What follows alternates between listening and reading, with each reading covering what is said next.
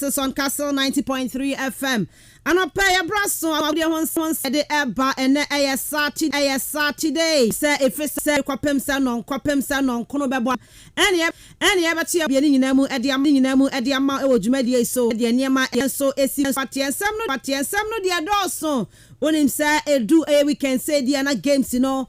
Ewo honu bebre nkofoma nso de and afa yanka say my Ghana mu so de no na ye de ho nsem no abai bebie mama hu se de nyema beko na oche Ghana mu no medical de atodwa say eyade a eye the MTN FA Cup matches and a etodwa enti na FA Cup games and ye bo enye eye Premier League games and ye bo my Ghana mu and Division 1 league ye bo FA Cup games ni na ho koma no yeah, the air baba besomo. I cry out to folk Batman Crab Dream FC Koroko Kumase Bebo Air Benab FC na Venomous Vipers Ewo Cape Costellano almost Sonia Busnia Dwarfs Boko Toku Royals and Sonia and Zamako Toko the Bebwani Ewo FA Cup no Nina Moon Seminole yeah the Beba Ababe Somo Blasters head coach one seminole.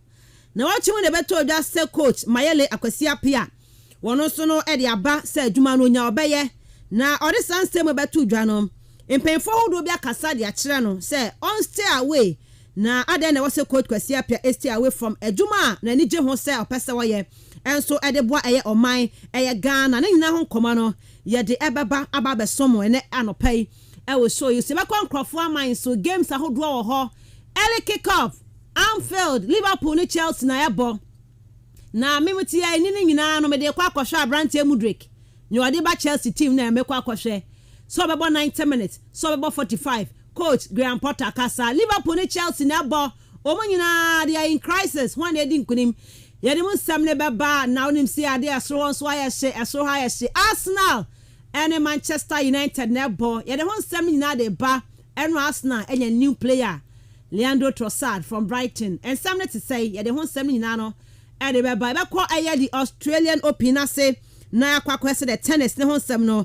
enso no esi afatie pa ensam ne de adolson enye si hu nkonya no pay ni nyina no ye de eba betu dwa wo show yi so etumi e de amount enti ani entina kopem se nonkono ebetumi abo yankofo en quote of the day any famous birthday no entumi emfantu dwa abusuamidin e de miss Ruby Adams yebasisi e the real sports is here. No, it's caught in no man's land. It's Murray. kastlefm, the sports king. The real sports is here. No, it's caught in no man's land. It's Murray. kastlefm, the sports king. Yamana Fayantua so Bamameka was on pay show no air live on Facebook. The show is live on Facebook at Castle 90.3 FM. Kastle. Now with the 90.3 FM, they are also on Facebook. Jebrane her show no live. Very homaya. Watch now like and I will share.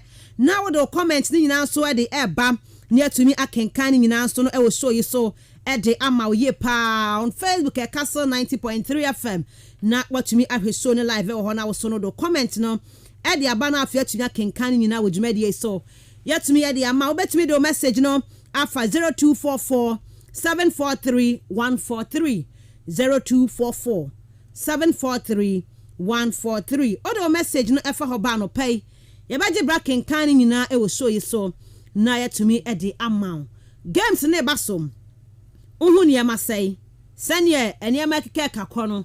Ya de de but eni nyina mu ye wo gidie se weekend e bekọ yie pa. Nti fa message bra kai se agba na oche a maybe ahoma na tum na afi ye di nkoma kakra o na ne nsem ni mu ansa ne abafie na ye local news ni so no yetumi aba bedi ho nkomo e wo dwumadie so yamfa en quote of the day ni famous birthday no emfanto also. The real sports is here. No, it's caught in no man's land. It's Murray. kastlefm, the sports king. Everything will fall in place. Just be patient. Everything will fall in place. Just be patient. And only in court of the day I did to draw and nano pay no. Ayan to boasia wa afimu mama yan rashi bebre ayan to boasia nkwa office one hweye na wudi gidi sa manfo kwaja unti no so ba be rashi hwe be mistake enti afi eyan to boase nko a. What the omodi kan no. Mo nko. Once no go at your pace. Nyo so betumi aye no. Ye no one at a time. Menko pepere hu bebre. Emebe wi achi no. Na wo kwakwakoye big mistake bi a. Wo badwen ho anya ade a obeti ase ba no be ne dey. Na mfomso no enya abawie. Enti no bomade a safi wo beto oboase. Akon kakan. Of course everything will fall into place. Nia wo say sie no. Eye dan a ebesi. Nia wo say won saka no. Eye dan a won sabeka. De hia no say unya adwuma na wudie no. Won't give it up na bekoso aye. De tie bia no. Yenim say things will fall into place. Internal penny quote of the day. Ye dia to do. Don't rush. Men rush pi. Koni kakan kakra. You will give say bibia ebe to me elso no aye. Yam fa yen famous better than fan to asotel en fama. The real sports is here. No man's landing. Tradition with style. The Sports King. Yamana fe yamfa yen famous better no and soon to me fan to our so ba me gusto make I will sign up pay. Show no live on Facebook. The show is live on Facebook. Castle 90.3 FM. KASTLE.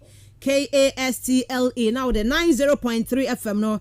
Eddie Atuaso on Facebook. Jibril show no live ho. Like my share na fa comment brana fe. Yent me en ken kan nyina wo djumadi no so. Ent me en fa mine would do better when you branch the other macro Asensio. Real Madrid. Omo ensu player no ne when you Asensio. Edi eye o birthday. Now we spend ni wanya eye 20 7 years ne. Now we attacking midfielder for Real Madrid. Obode Marema Yoka. And obepiem were married in 2014. Waba married sa omni colon to Espanyol but waba. Ogusu sia kind since 2016. They married an Ogusua. War ball 171 games. War ball was 29 goals. Amagomo. Spain mine about 35 games. Ashe 2 goals. Since Asensio. In the birthday. Ne wane Madrid. La Liga no Mensah Super Copa de España 2. UEFA Champions League waji 3. Super Cup. UEFA de waji no so Mensah na FIFA Club World Cup no so no waji Mensah. Nti ne Marco Asensio ne birthday. And also Abrantia ne di Henrik Mkhitaryan wodi the birthday ne wanya 34 years na Abrantia unim so yobi ofri Armenia and ofri artist no so body ma international Milan wabodi ama as and I say sector on yes Borussia Dortmund Manchester United obaho 2016 to 2018 and Chadam fa and okwas na honso anfa Oko Roma on loan and omoto Roma and also Chadam fa no be pimo Inter Milan wo si akan ede emma wo minti Henrik Mkhitaryan wo di any birthday and net dua me na wo ka ho ensa Dortmund dia Vipo Cup baako Man United or GFL Cup baako Community Shield baako na Europa League no so no waje baako ko Roma no wakwa kwaje Europa Conference League no one Inter Milan so no etumi age Super Copa Italiana. That was just about 3 days ago and etumi je no so kan ho ntuni no edi o birthday finally and you already the other Phil Neville ne the friend no Gary Neville na ni nuane de Gary Neville koye coach na amfa and say wabetna TV so a o kasa blasting crofo but for Neville de ogusu ye coach David Beckham amani team wo ye wo Inter Miami team ni mu wo USA but emfa kram ogusu ye enti for Neville si aka no a fullback otumi so ba midfielder about Manchester United from 94 to 2005 and oko Everton from 2005 to 2013 enti Phil Neville within the bed the England minus so si aka ma wo Oba into coaching Sanford City ejiguye England minor man team no so no amfa ene ni wako Inter Miami o coach almost so hono mtina for Neville when he do birthday when him say as a player no Man United but modern age 6 Premier League title FA Cup or G3 FA Community Shield or G3 Champions League or G1 and an Intercontinental Cup no so no waje ba continue when akuku dampa na do birthday one Abranti the Marco Asensio Henrik Mkhitaryan and afe Phil Neville oni omo and do birthday any famous better than Kabano and I'm there to go and pay at the amount birthday so you come crop for mine so yeah the one seminar at the air back in the next 30 minutes 34 minutes past 6 on Castle 90.3 FM Kaisa Sonia live on Facebook Castle 90.3 FM on Facebook. Ya confirm my so abasisi yen. The real sports is here. Neuer's caught in no man's land. It's Murray. Kastlefm.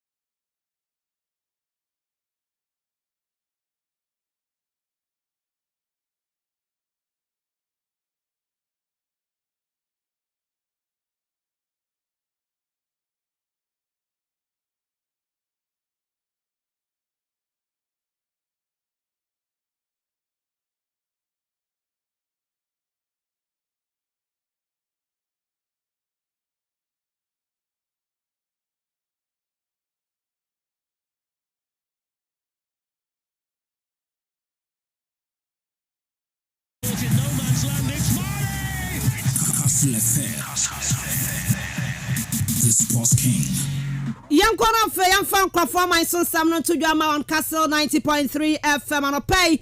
Make I will say Jumediano I live on Facebook. For comments, the Brani and King kind from our matches I hold what a try idea good this weekend. And I must say games ne kosa found message the bra. Na yet me King Canning now with Jumediano so into me and from now na and somebody a bob bound him saying the rep case near dear Yinano. It me and in them what any fedia grokra play beer. Abeto just say nay, yes, say one also no to me aqua says your baby near dear Nano.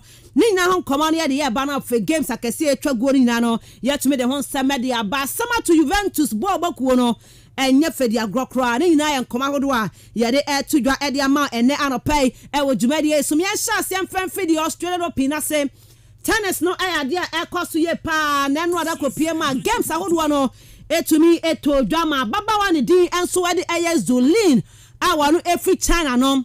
Na a big upset pa I say for the first time in about one history no where to me at your beer or can air top 10 ho to me you know at the every tennis ni man wada but one day the Zulin wano ensu every air chese China no odin kunim over air Maria Sakkari from Greece na a big win at the match Chinese na we no ababo one den sam kakra to me at the two dwana ni sionko Eddie Ama Babon di Eddie Zulin or can you send me after saying no din kunim over Aya Maria Sakkari. Am I in a dream?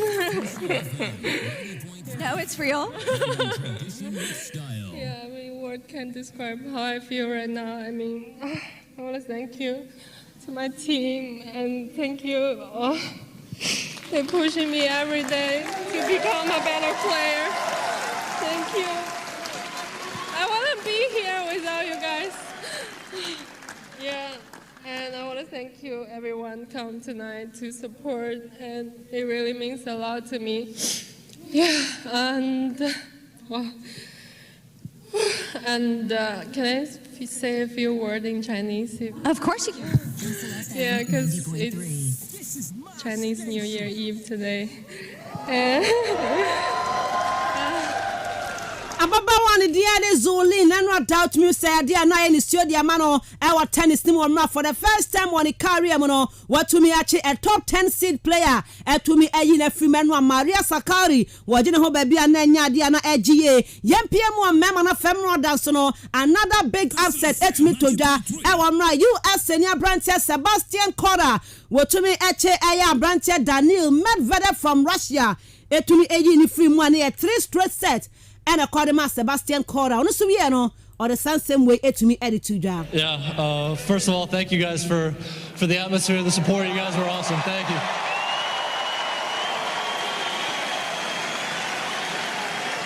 Yeah, it was an unbelievable match. You know, I kind of knew what I had to do. I stuck with it, even when I was going up and down with the emotions. But you know, I'm thrilled right now. I played amazing, and it was an unbelievable match for me.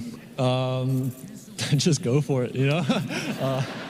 William Summer Brantia Sebastian Korda on the United States of America.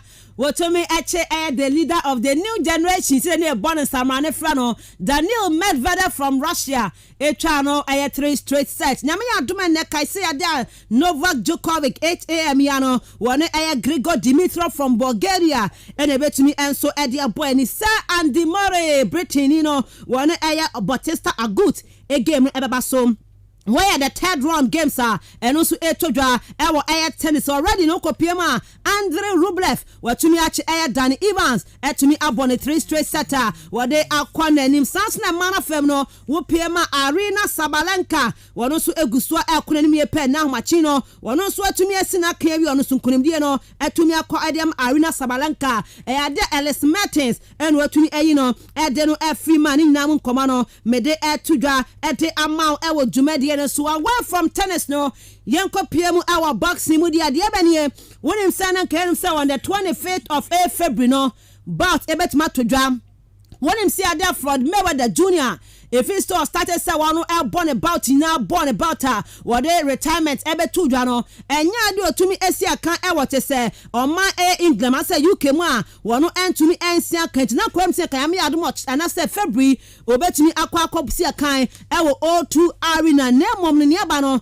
and say opponent no one kwa kopra ama me no ka said ye nyame ya aduma next month bout no ahwe ya na no entumi amba so unless say bia Mayweather ekope a new opponent na otumi ene no e de kokobo ani na chese no e big blow etumi akodi ama ne say ni Harrison anka nyame ya aduma next month obetumi akontokwa with Mayweather no wako akwa kopra next month on ne bout no entumi entodwa e wo O2 Arena e wo UK abonten so ene ye he say bia Mayweather benya a new opponent na next month no sabout no etumi atodwa me de hon koma no ebi edi eba e wo dwumade ne so yempiem na fei yemfa nsam no bi entodwa emfa ma de ye ram na fe games ahodo a eba so this weekend no ye de mun koma no bi e de atodwa de enro da was German Bundesliga no no me patcho Leipzig woman Bayern ekwakọ boy 1-1 ene PM utmi say yes Abrantary Chupomotin one etumi ehye go e de Emma Bayern Munich na mom no Marcel Hastenberg obeteka no e de Emma Leipzig game no etumi akopa 1-1 tenra German Bundesliga no tumi return ye no first game 1-1 and Leipzig ene Bayern etumi e de boy ni ene games no ebetumi atoa so Union Berlin 2:30 no obeshia Hoffenheim Wolfsburg ebeshia Freiburg Frankfurt Asia Schalke 04 na fe Stuttgart ene Mainz 05 for ball nyame ya adum ochna 2:30 at Dortmund and Augsburg na fe 4:30 no Borussia Mönchengladbach omni Leverkusen and so at their boy ni table no Bayern edi kan 35 points Freiburg tosumienu e 30 Leipzig tosumiensa e 27 points and fe Frankfurt tosu 9 e 27 points Dortmund tosun sia 25 points omo wi no e Stuttgart Bochum and fe e Schalke ene twatoo e Bundesliga table no so score start no Christopher Nkunku ono wa Leipzig wa share 12 goals and afa Brante Fukrog wono enso wa share 10 goals ede ama boboku anu Werder Bremen Nkunku dia no 12 and wa share ede ama Leipzig and afa Marcus Thuram wono a share 10 goals ama Borussia Mönchengladbach yenko piemo Italian Serie A mu nia haniama ekoso hode a match week 19 and a Serie A games no enso etodwa nyame ya adom ya dia wa Mark Antonio Bentigodi Hellas Verona Besha Lecce wo PM no 2 PM about 5 PM league leaders Napoli bakwa away akwa kwesia Salernitana na 7:45 no Fiorentina for Torino and so their boy nyame ya adom achna me pa choya dia Sampdoria ebesha Udinese Spezia babo Roma na fe Juventus ochna 7:45 no omone Atlanta Bergamasca e de aboss Inter game no Monday e ba ho e honsam no ye de betumi e de atudwa table no Napoli fra ready kan 47 points AC Milan omone tosumienu omo 38 points and Juve tosumiensa 37 points and 9 Inter Milan omo 37 points now Mourinho woni Roma team no omo tosunson omo 34 points enkoye omo wie no Hellas Verona Sampdoria and Cremonese omo ne twatoo Serie A table no so ukopie ma Victor Osimhen wono abone ball edema Napoli no watumi abomade ashe 12 goals and afa Brant Mbala Inzola ono Spezia wabo 9 goals Abranta Damola Lukman wono ashe 9 goals ede ama Atlanta na Lautaro Martinez ono so ashe 9 goals Ediama International Milan Bobo Kuono Yenfre Italy Yenko PM was Spain La Liga no match week 18 and to me todra enro dan echiasie Ghana nya branch Baba Idrisu ni team Real Mallorca omoche Celta Vigo etwa by 1-0 nyame ya adum games abaso about 3:15 na Espanyol Ebeshia Betis 5:30 no Atletico Madrid ebeshia Real Valladolid na Feadia Sevilla ne Cadiz abo 8 PM nyame ya adum achna Villarreal ebeshia Girona FC Barcelona ebeshia Getafe 5:30 ochna na Real Madrid akwa kosia Bilbao etna 8 PM no and asa game betumi atodwa Barca for ready kind almost 41 points Madrid etosumienu 38 points miensa no Real Sociedad almost 35 points and after 9 no Atletico Madrid enso 28 points we no Cadiz Sevilla any Elche just say surprisingly pass Sevilla for almost 19 and Eda Tuanoma almost air relegation. We PM Pichichi race this one. Robert Lewandowski one Asia can Edema FC Barcelona no or Bombardier answer to me Asha air 13 goals and after Brante Hoselu or no Asha 10 goals Jama Espanyol Borja Iglesias was 8 goals for Rebetis and after Karim Mustafa Benzema one also 8 goals no Ede Ama Real Madrid or Bobo Kuono and Spain on command there to draw quickly Yanko PM Ewa Premier League Grimo EPL no me pacho match week 21 and Yakubo England Eleke Kovno Anfield Liverpool and Chelsea na ebo Chelsea kwa way akwa kosia Liverpool Anfield 12:30 and as a big game no 8 to draw ebo 3 p.m. AFC Bournemouth omubesha Nottingham Forest Leicester City and Brighton bebo Southampton ebesha Aston Villa West Ham United and Everton na 5:30 no Crystal Palace was Selhurst Park no Omni Newcastle United and so at their boss to watch na 2 p.m. Leeds and Brentford Man City Bestia Wolves ochina and we see 2 p.m.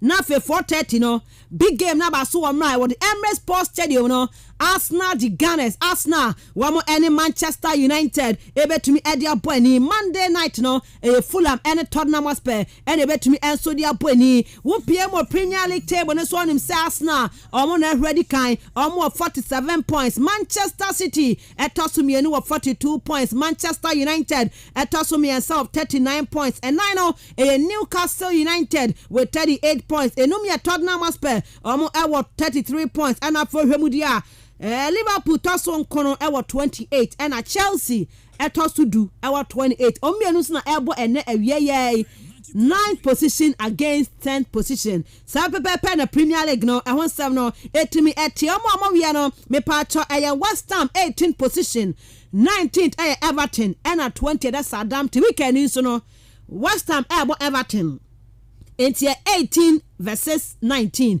ewo Premier League nimo yankra score start no Erling Haaland one wa bamadian share 22 goals at me at the Abua Manchester City Hurricane as 15 goals ama Tottenham Hotspur Ivan Toney was 13 for Brentford na Marco Arnautovic one was 11 goals no and so at the ama Fulham medemu sam no ebi at the Eba Man for no Patrick Rashford in the kind was 8 goals and afa uko pma Liverpool so no Mohamed Salah was 7 goals and so no de ama Liverpool bobo kuon enu ye Premier League nim stem no and amede atu dwa ko piem of France weekend we pacho yamba French Ligue 1 emom no ebo Coupe de France Monday and a PSG ebe kwa kwesi o makenti ba Monday ho stem no e be tu dwa etumi de ama ewo dwumade ne so yempiam yemfa nsem kakra entumi emfa tu dwa emfa ma o de me pacho de tienie Arsenal bobo kuon no woma kwa sign Abraham di Ede Leandro Trossard on every bright never be see a kind Eddie Ama Arsenal team you sami kala tata say ekabana say na Arsenal for moko sign Brante Trossard na boy ni pona dia no de ba beka Arsenal bobo ko no when nkoma mi kala tata manager dem Arsenal or the two that fight the new signed Leandro Trossard home. Well, we are really happy to have him. Obviously it's a player that we have followed for a while now, and the opportunity came. We have the necessity obviously to have a player in the front line that is versatile enough to play in different positions. He knows the league, he has enough experience here, and I think he can have immediate impact in the team. Where summer around the dia de Mikel Arteta de to dwa edefa Arsenal new sign na Brante de dia de Leandro Trossard omakofane free Brighton and Hove Albion oba besi akane dia mama no we the same way etumi edi etu dwa be pm on Facebook live Castle 90.3 FM sebia winning Trossard odo Facebook ane hu efe ye pa oya Brante ne hu ofe oya Belgium ni World Cup no wonu kokosi akane bi yebusa Mikel Arteta said near weekendi game amabo against Manchester United no Trossard obebo bia na osebo ne ba we training ntie bia likely so bebo bi Eddie Ama Arsenal against Manchester United. Well, he trained today, so hopefully he will be he's good to go.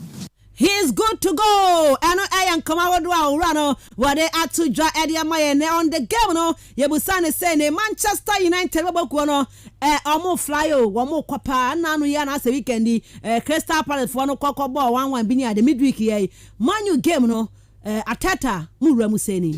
I think the history and the clashes and and the way those two clubs have competed, it tells you everything that you need to know before a match. It's a huge game in the league, in the country, around the world, and we have to prepare for that. And obviously the table says what it says this season right now, but our main focus is on being prepared for a big match. Really impressive. Where you summer around the day and so at Mikel Arteta Arsenal manager no what they had to draw a game Arsenal a couple against Manchester United. Yes, Nabusan finally Soko Piemu our Man team mas said they play about Obia Ebony Dina Origin Homenan Marcus Rashford. Sana Arsenal for Moody Ragame to stop Rashford or say Rashford or you're just a player or you're one player but United team no almost so much quality near Rashford and I'm stopping. Yeah, not only him, unfortunately, it's a lot of individuals and the collective organization that they have that we have to be very aware of that. And I will try to do that, like we prepare the games to try to hide the arguments that they have to try to create problem against us. Wayan Sama Mikel Arteta Arsenal manager Waria to draw effort game and Yamea Duma on Sunday Ochna airport against Manchester United. Yempiemu ewa the other side in the end Eric Ten Hag on your manager Edema Manchester United team Nebusano say Arsenal game no one so mu say because Arsenal fans no omo bomodini yepa. It's obvious they are in a really good run and I think they deserve in the position where they are now. It's a really good structure.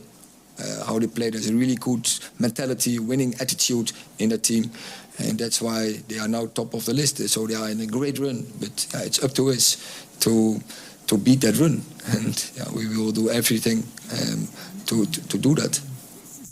Wayan Sama Ten Hag Manchester United manager where to Jamie Musamno Ebia de Eba Ewa Jumedi and so Kaisabe join here on Facebook Castle 90.3 FM on Facebook and Samin Nano Yadi Aguanma videos now for pictures Nano ye shown in live Honma Benyabi and so to me after year for predictions Nebra Ewa games I can say to the Wati Arsenal and after Manchester United managers no almost so and come on now Bruno Fernandes on also Kai at the Manchester United or say what's up Fidie United team no it's me a winning a trophy be or can you say as I said it's still because as I said my main goal with this club is winning trophies. I think the aim for this club is being always winning trophies. We can't hide that.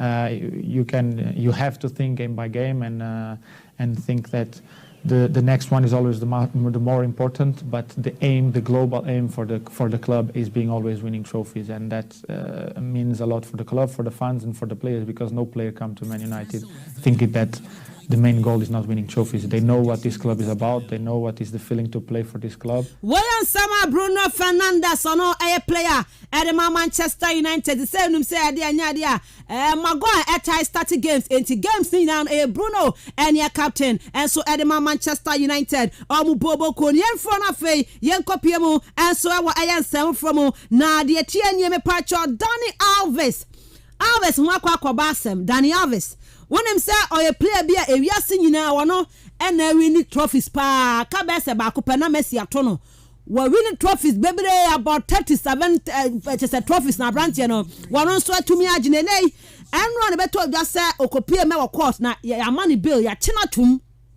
me no ka say ya chi Alves atum Ninya say Abrantian sexual assault accusations and ababa wabi wadi ababa suene yo to me say yes enye fedi agro kra baba wai cheche mu say so mo call party no mo kopie mo party na say wonu ekora dem no ye mu say Alves edi na chenche bia no bai pia bontene ye mu say Alves edi na chi na Alves bese kofo ne ka koye na chen ababa wani suye so suma mu san say dia na ekoso wonka ana fedi wode betu say nei sada ne Alves odnsa akokeka na nei ama omko pie me court enwada no Dani Alves ya cheno ede no atum na mom Dani Alves ne wife no woden koma wodo ede aba wo se enye no kwada bia da sa party no mpo no wono Dani Alves ne wife okobi na onim baby asa obey krampo fira wore sansem we eba ababetu ni kunu sunto ka obi ate se ni kunu Dani Alves no wono enya ade ensema ba no ede to ne so no wono edi hu for baby a onko sesi obaby enkoye obaby ahwe a ene kokopie ma maame ane di ede Joanna Sands wono eye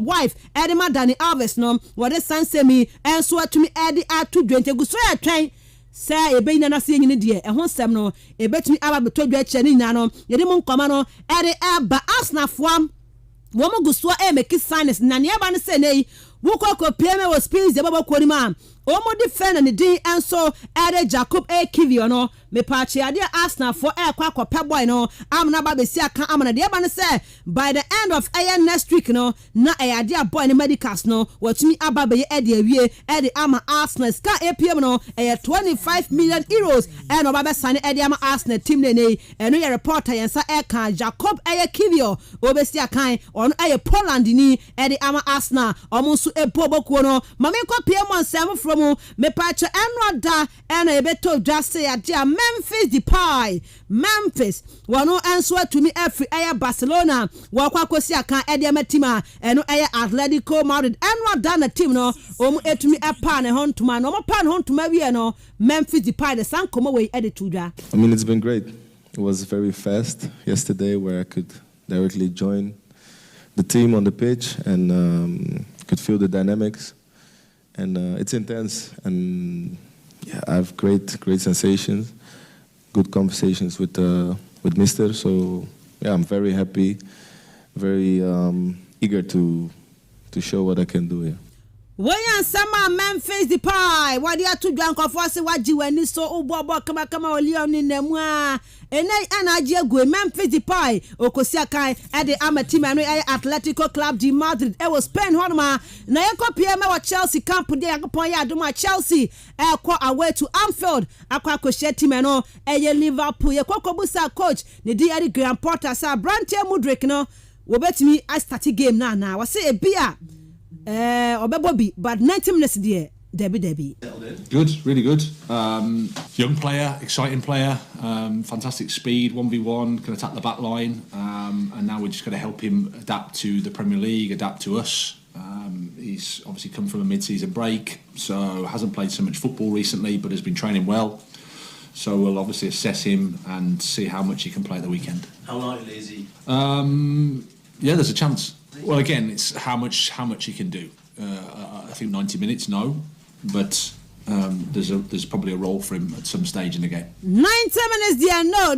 Nya dear Brantia Mudrick. Ebe to me about 90 minutes. Name on the game, dear. Yan fan team sa Brantia no. Ebe to me see a canibi. Eddie ama Chelsea. Why Chelsea signing a enche bi amakofa no from Air Shakhtar Donetsk in the Ukraine. Oba be see a kind. Eddie ama Chelsea bobo kono nebusano. Sa Liverpool team no. Almost one more nya dear sao.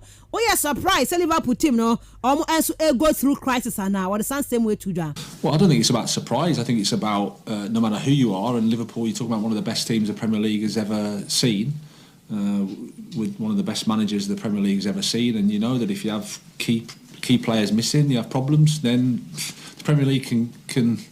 You know, it amazes me how people talk about the Premier League being the best league in the world, and then not I'm asked about whether it's surprising if people struggle in it. It's like, well. There's two positions here, you know. That's what it is. Jurgen's a fantastic guy, a fantastic manager. They'll fix it. They'll come through the struggles, and then they will come through the struggles. The Liverpool team, no, a big team coach, no, a good coach. And so Liverpool struggles now. Bet to me, and so I pass it through Nafe. Coming out very well. Nebusan on the game, no, playing at Anfield, no. And yeah, Edumaketwa crowd minim so dada. Coach, Anfield.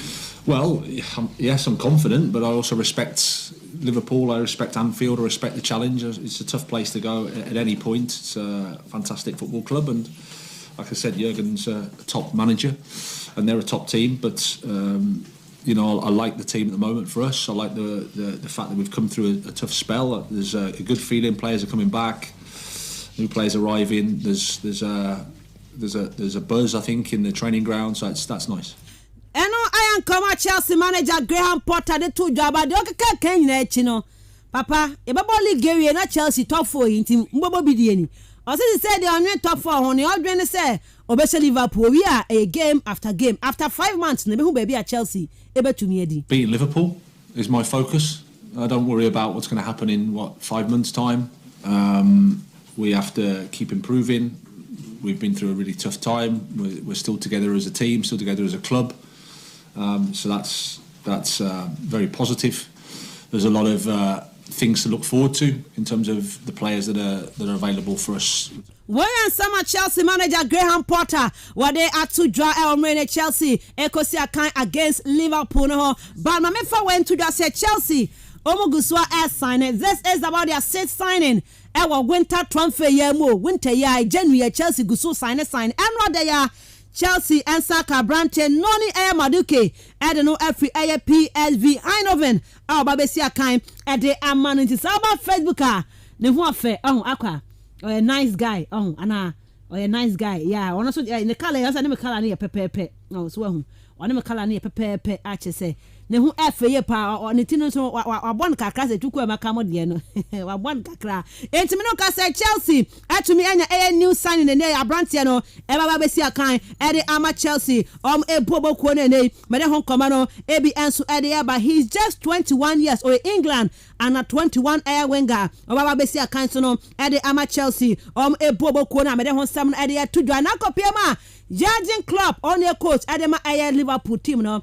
Also, I could share Chelsea. Now, someone said that injuries are a massive problem, and Chelsea has them as much as we have. It's not the only problem, but it's a big problem, and so that's why I'm not surprised that they do not play well. But then you look at the games they played, and they lost quite a few in the last few weeks. Bit of a situation.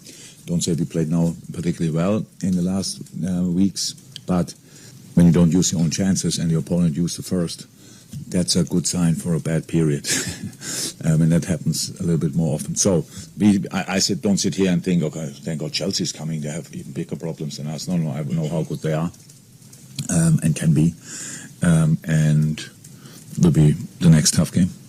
Why and some around the other Jurgen Klopp or no Soya manager at the Liverpool team no what they had to draw last game at Chelsea boy against Crystal Palace no not Chelsea to me share just a goal no Kai Havertz and a share go no Kai we can do so no Obasan watch Chelsea for us and go now because as a ghost no to me shine sao Kai can say definitely that's crucial for me to score consistent now. I think it's hard in this league to do it, so I want to do it, and it's going to be important, but I think the win is more important. Where and somebody told you said the win is more important, so no push go. Not Chelsea and to me and we and then buy into the here and so no over to me Abuama Chelsea and to me I win it done any on the game no Kai a gamer who say a beer the pound.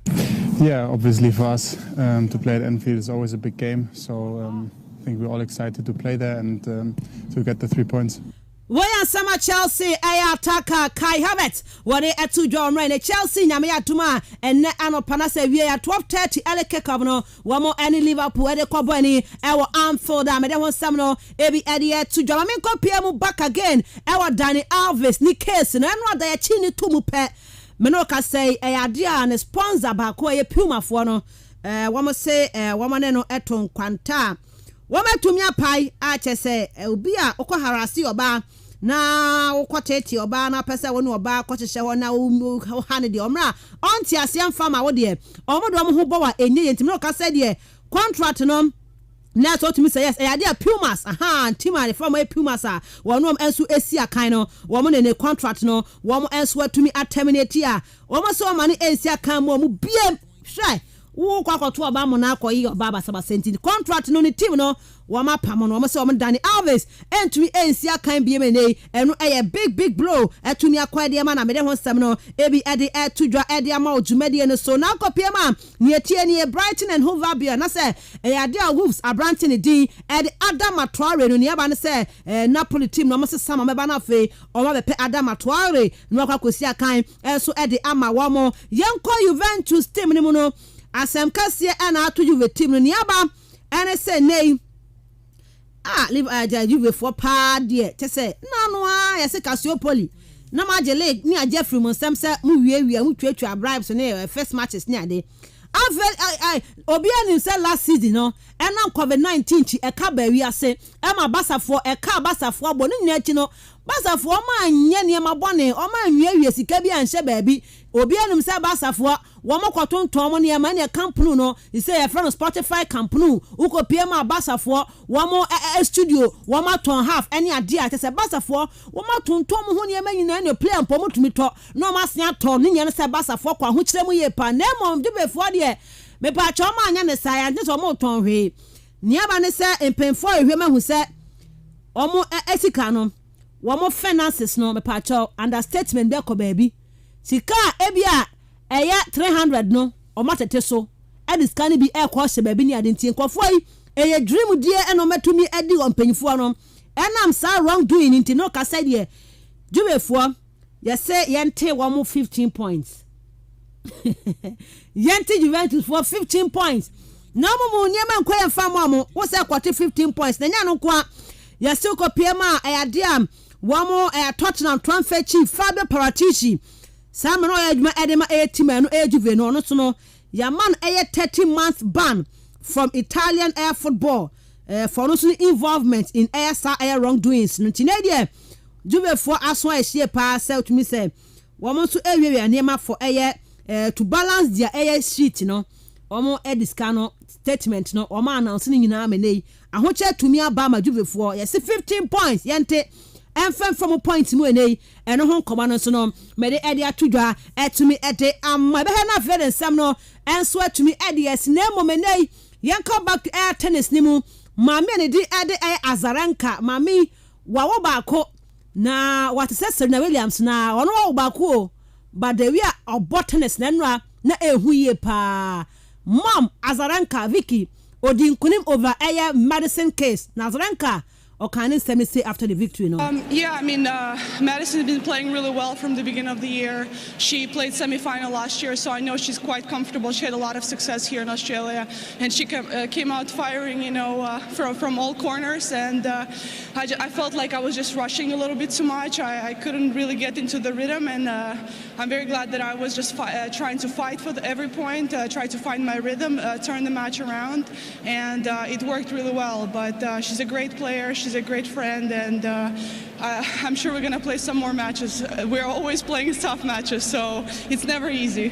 Wayan Sawa Piema Victoria Azarenka wade atudwa e wo hono mo na be si but Chelsea for ever since Todd Bowley be fa team no patcho tie players o ma sign wo mu nyina Mikhailo Mudryk 88 million pounds from Shakhtar Donetsk, Wesley Fofana 72 million pounds from Leicester City, Ma Kukuria, but me pacho Kukuria me yasemenya sa voice no pacho ma mudi Kukuria tem no Graham Potter say our family issues mudi mu so be ja park na so obo no ntumi mu anamo ya no o say our family issues pa no kwasem ni Ethan say Lewis Airborne ama the form na ba from tumunya entubase ma Ma Kukuria enti Kukuria o kan ho bi 58 million pounds and I chose the cotton from Brighton and Hove Albion. Raheem Sterling from Man City 50 million pounds. Khalidou Koulibaly 34 million pounds from Air Napoli. Benoit Badiashile wano free Air Monaco 33.5 million pounds. Noni Air Maduke PIV Anovin and 29 million pounds. Sans Anna Branche Cesare Air Casede wano sono at 17.5 million pounds from Inter Milan. Ubanya Branche Kani Chuku Emeka 60 million pounds from Aston Villa. Andre Santos 11 million pounds from Air Vasco da Gama. Pierre-Emerick Aubameyang 10.5 million pounds from Barcelona. David Datro Air Fofana 10.5 million pounds from Molde. NFA Joao Felix loan 9.5 million pounds from Atletico Madrid. Gabriel S. Slonina NCO only a goalkeeper from Chicago Fire and 8 million pounds. And Dennis Zakaria and a loan 2.5 million pounds from Juventus. Wow, Todd Bowley, the businessman indeed. Oh no. Right, you found see what Hannah but your phone say 9 runs sending for discussion so and from Mount Castle 90.3 FM. Yaba. The real sports is here. Neuer's caught in no man's land. It's kastlefm. The sports king, the real sports is here. Neuer's caught in no man's land. It's kastlefm. The Sports King. Battle for Nations. This is the finest. This is the best. King of Sports. kastlefm. Yamana Fayam fan come on Shisha Soma on Castle 90.3 FM. File message nefa 0244 743 143 0244 743 143. O de bar. You bet making kind at the amount it will show you so nigh to me acquire name. And okay say Abida phone na ba betna say ba bedin come out said the name I call but ha oh Danny Alves. The guy no so the wife no ho fo the wife no ho fa pa ah tina so onyi ni say obekọ akoya saade no but ehu hey Asman ehu Mijubi ehu good morning ehu oh ehu na football is my funala menyi maza yo ha ho no menyi se second no aza obohu bia na ya opade wo fo there sometimes I take locations by our fair from Messiafuna or ya SFM. Make Ronaldo in the case the same thing happened in a nightclub, washroom, a public space. And now I for Bessia. The same thing is happening to Danny Alves. No simple nightclub. Na menyim se wona kono no ba wontu mo hye wo hu do. At least can you pakunum kofi. But once I worry no, at least make vow. That nipakuya na yin ba nanso abofun was in position or more serious than me hu okrum hade because yen say abaka culturally no e ba benyin na botum na awor mesiafo e bia na de ba se betum na zakan nti manyimfo na wo feel there e bia opro awor bebrebe no onko court nkwa sign and document bia onko a white wedding bi obobo na traditional marriage fair nti onya kuru bia oze obaka hu.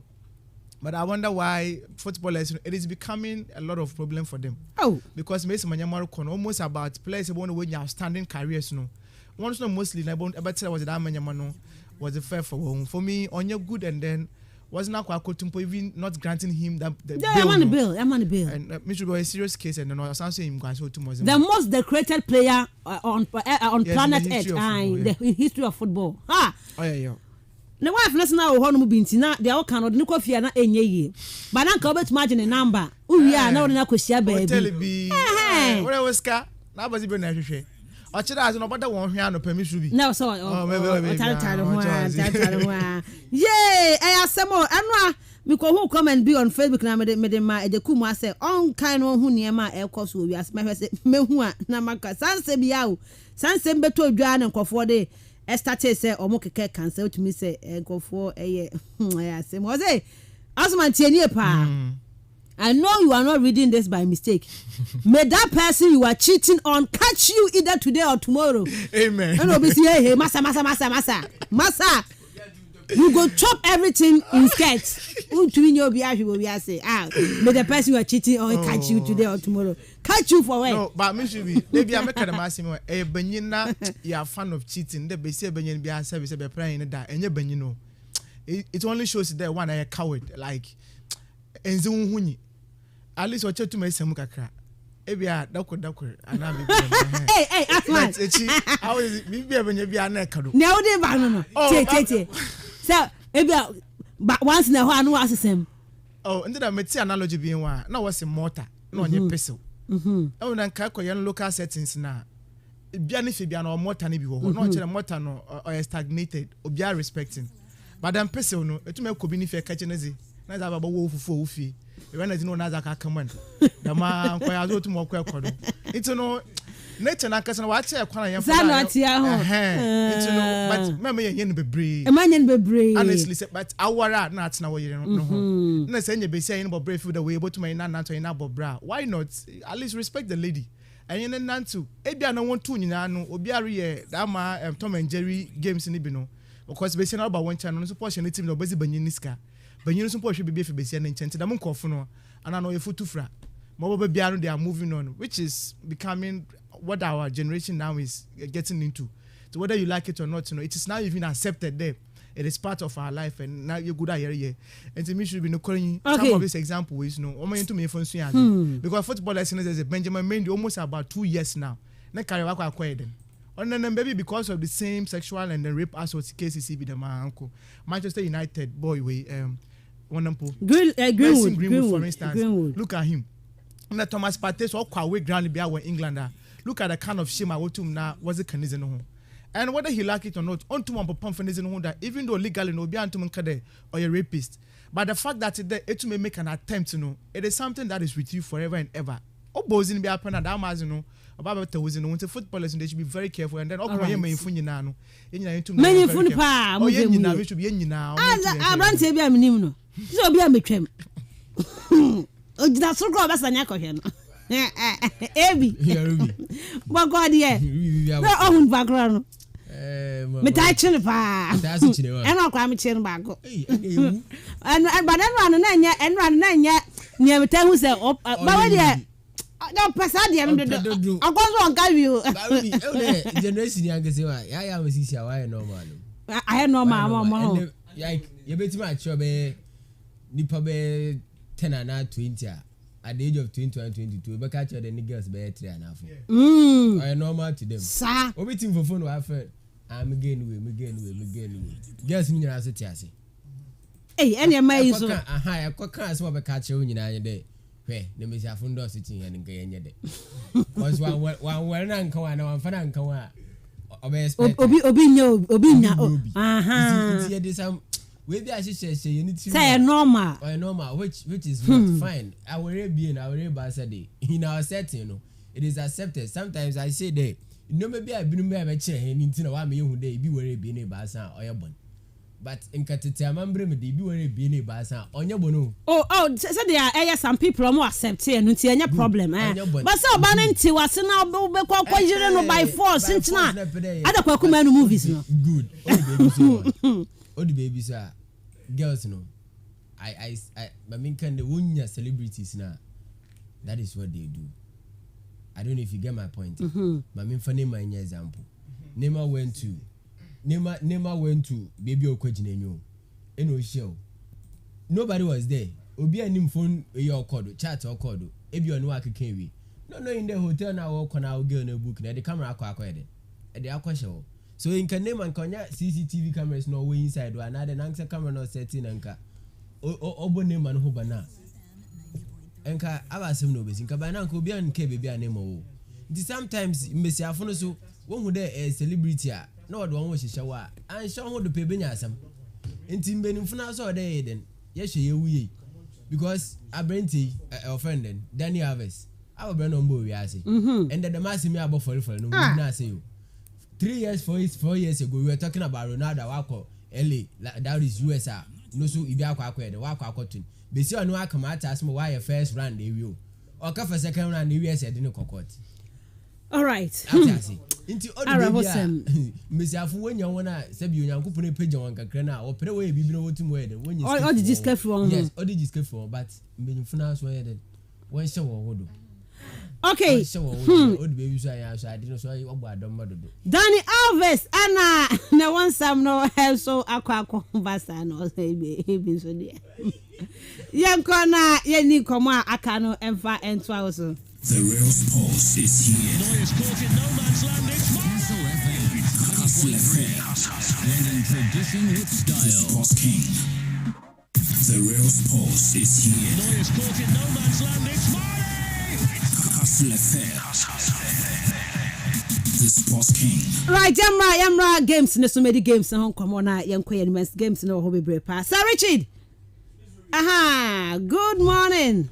Good morning, Miss Ruby. Bibia come there. Miss Ruby, Bibia ni namna kwem. Ochechire ni. Bibia ni namna kwem. Ochechire ni. Ambia kama. Bibia namna kwem ma chese. Ze Ghana. Na Ghana yeshe kakra nti aka obi a yes. Sa. Oh. Aka obi nti ama girlfriends group boys ajiji wo mu. Boys ajiji wo mu ni ama dey say yenda mu ayedin. Oh. How do cry? How do na hadwe? Eya. Yo ngaja cash du hu anka ba ku bia ne no e fa dwen kakra de. Ba yezi ni nyina so asa free boys hu as say amakwa koye. Mas maya reho. Aya hu Osman ba bua. Nyame oho. Nyame de mpa ye de bisa de atu nyame anim. Se omomode na on convince o mo hunhum. Aza be ya bibia ni abi. Ebebe mo bre. Emma, ye, asemo. Right, you be able to now. Good morning. Okay, any Osman. Yeah, good morning. Bibi I come out here. Yeah, good morning. I am Sir Richard Mobile. Why, Pebimano? What's it say? Pebimano. Oh, na if you had the one who as an kitten. One I make what's the more evidence against you, member had you Jai Sadian. More evidence, Jai. Me evidence, pa, me who be the yase. I'm not there crying, and yes, Simony. Never hold some so on to me some cabby and chilobia. On to me cabby and chobia and no so post your man or post your man so HSA. As a Richard, you are me imagine that phone, no much chobi. Now what select it be why? Me that's it. Said now Bonnie or now team. Because you me no evidence. All right, yeah, I didn't come out. Now I'm sure the but be quickly Juventus for no chemu kakra. E dey asem na abaju be say you am point no. Yeah, Ruby Mamenda was na yenchia yen ETF no na send more na kwaba mfambra. Oye Castle 90.3. Ended at enyumbi around 9:30. And I any information there. Juventus Bobo Kuno Watil one or 15 points on the ongoing season. Now Ruby, assembling we have to go back into 2022. And everybody assembling somewhere November 2022 no and Juventus in Penifunibi. Our opinion our friend Oya Agnelli, Andre Agnelli, and on a Pavo Nedved I know Cambod no. When you now resign. No resign no raise suspicion there. Eben Azintina in Penifabian, Assembly and City Minim. Supporters in Kabibia, no one in our widen.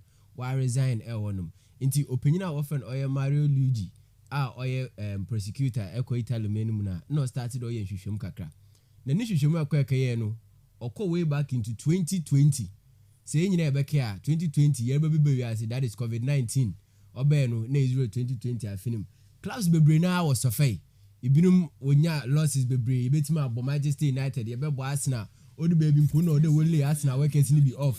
Modu baby at an example or two who's Chelsea for I saw move to come back for bass. Good. And I place him on just can't find Barcelona was Sofia Ankasankasa, a been a team be there. How do you call it? Newcastle United, once where then was Sofia. But Juventus Uncotin away team after COVID-19, their salaries and their transfers away in still what will make it a profit of $97 million. Echo Milan Stock Exchange na Juventus they were on a steady rise. Teams look conform no Juventus look concern. Depending from bisa on the the madiaba intimate into players call sponsorship na di nyina akọ. So why is it that still e the miske into them that they call into transfers and some Juventus as a team no where you know Ruby ended that information about the Juventus out of 62 transfers are wired. Number 42 Oyekululu. Out of 62 transfers at Juventus side, number 42 now Kululu. Nama oil famous pa is a bench of an oil Atamelo and on a Pjanic. Dealer occurred between Barcelona and on the team of an oil Juventus L1. Saying in a Becker, a corner Atamelo fi Barcelona would go Juventus no oil Mentim was be called and a concert Miralem Pjanic, no Sophie oil Juventus, Oko Kupumo Barcelona after some 1 season and a half. What's any water no? Nina Razy oil. Suspicion L1. The Ruby players are Mensah or Adia Juventus where transfers are.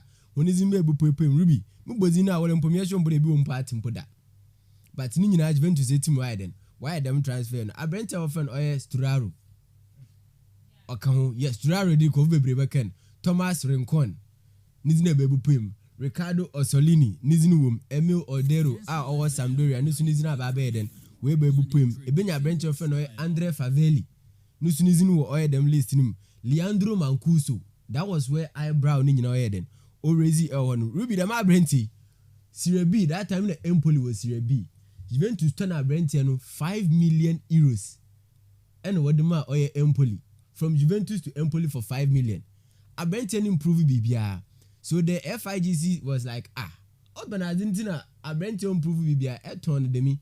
Na even wage bill no other do Juventus no send ko pem way Empoli no once and we shoot them so per their winner was be no what's their value of their players now honum no Juventus we inflating nti be player no boni 1 cedi Juventus what turn am and what turn be 10 cedi player be 2 cedi and what turn be 30 Ghana them the Juventus what it na Italy kronum away then warbo them brano el honum nti ndey e kona offer the kafa Brent offer oil Glycine Brima wasn't fi oil Torino ekona wodi oya Mirai from oya Atlanta wodi ni be nyina no so ogudo a wari enhwehwem e wonum cause Juventus be ba for loan no loan a ho ba for obaka che wo parent club ne dey mba for loan for a season no mama no 5 million se nipa no bowi a na me de 15 million aka wona ma afa player no the clauses be ashim then they will take them away until the FIGs na say the dealings of oil team are often oil Juventus football club no onkoye their salary a team who had Cristiano Ronaldo way back in 2020 a team no kuta branch of an oil Pjanic a team okuta oil Szczesny Bonucci a branch of an Chiellini Ruby their wage bill will never be below 500,000 wader offend 500,000 euros per week da. But Juventus were able to make FIGs believe there that is where their wage bill is. And in the opinion of an oil Fabio Paratici, I'm no say we could him Tottenham.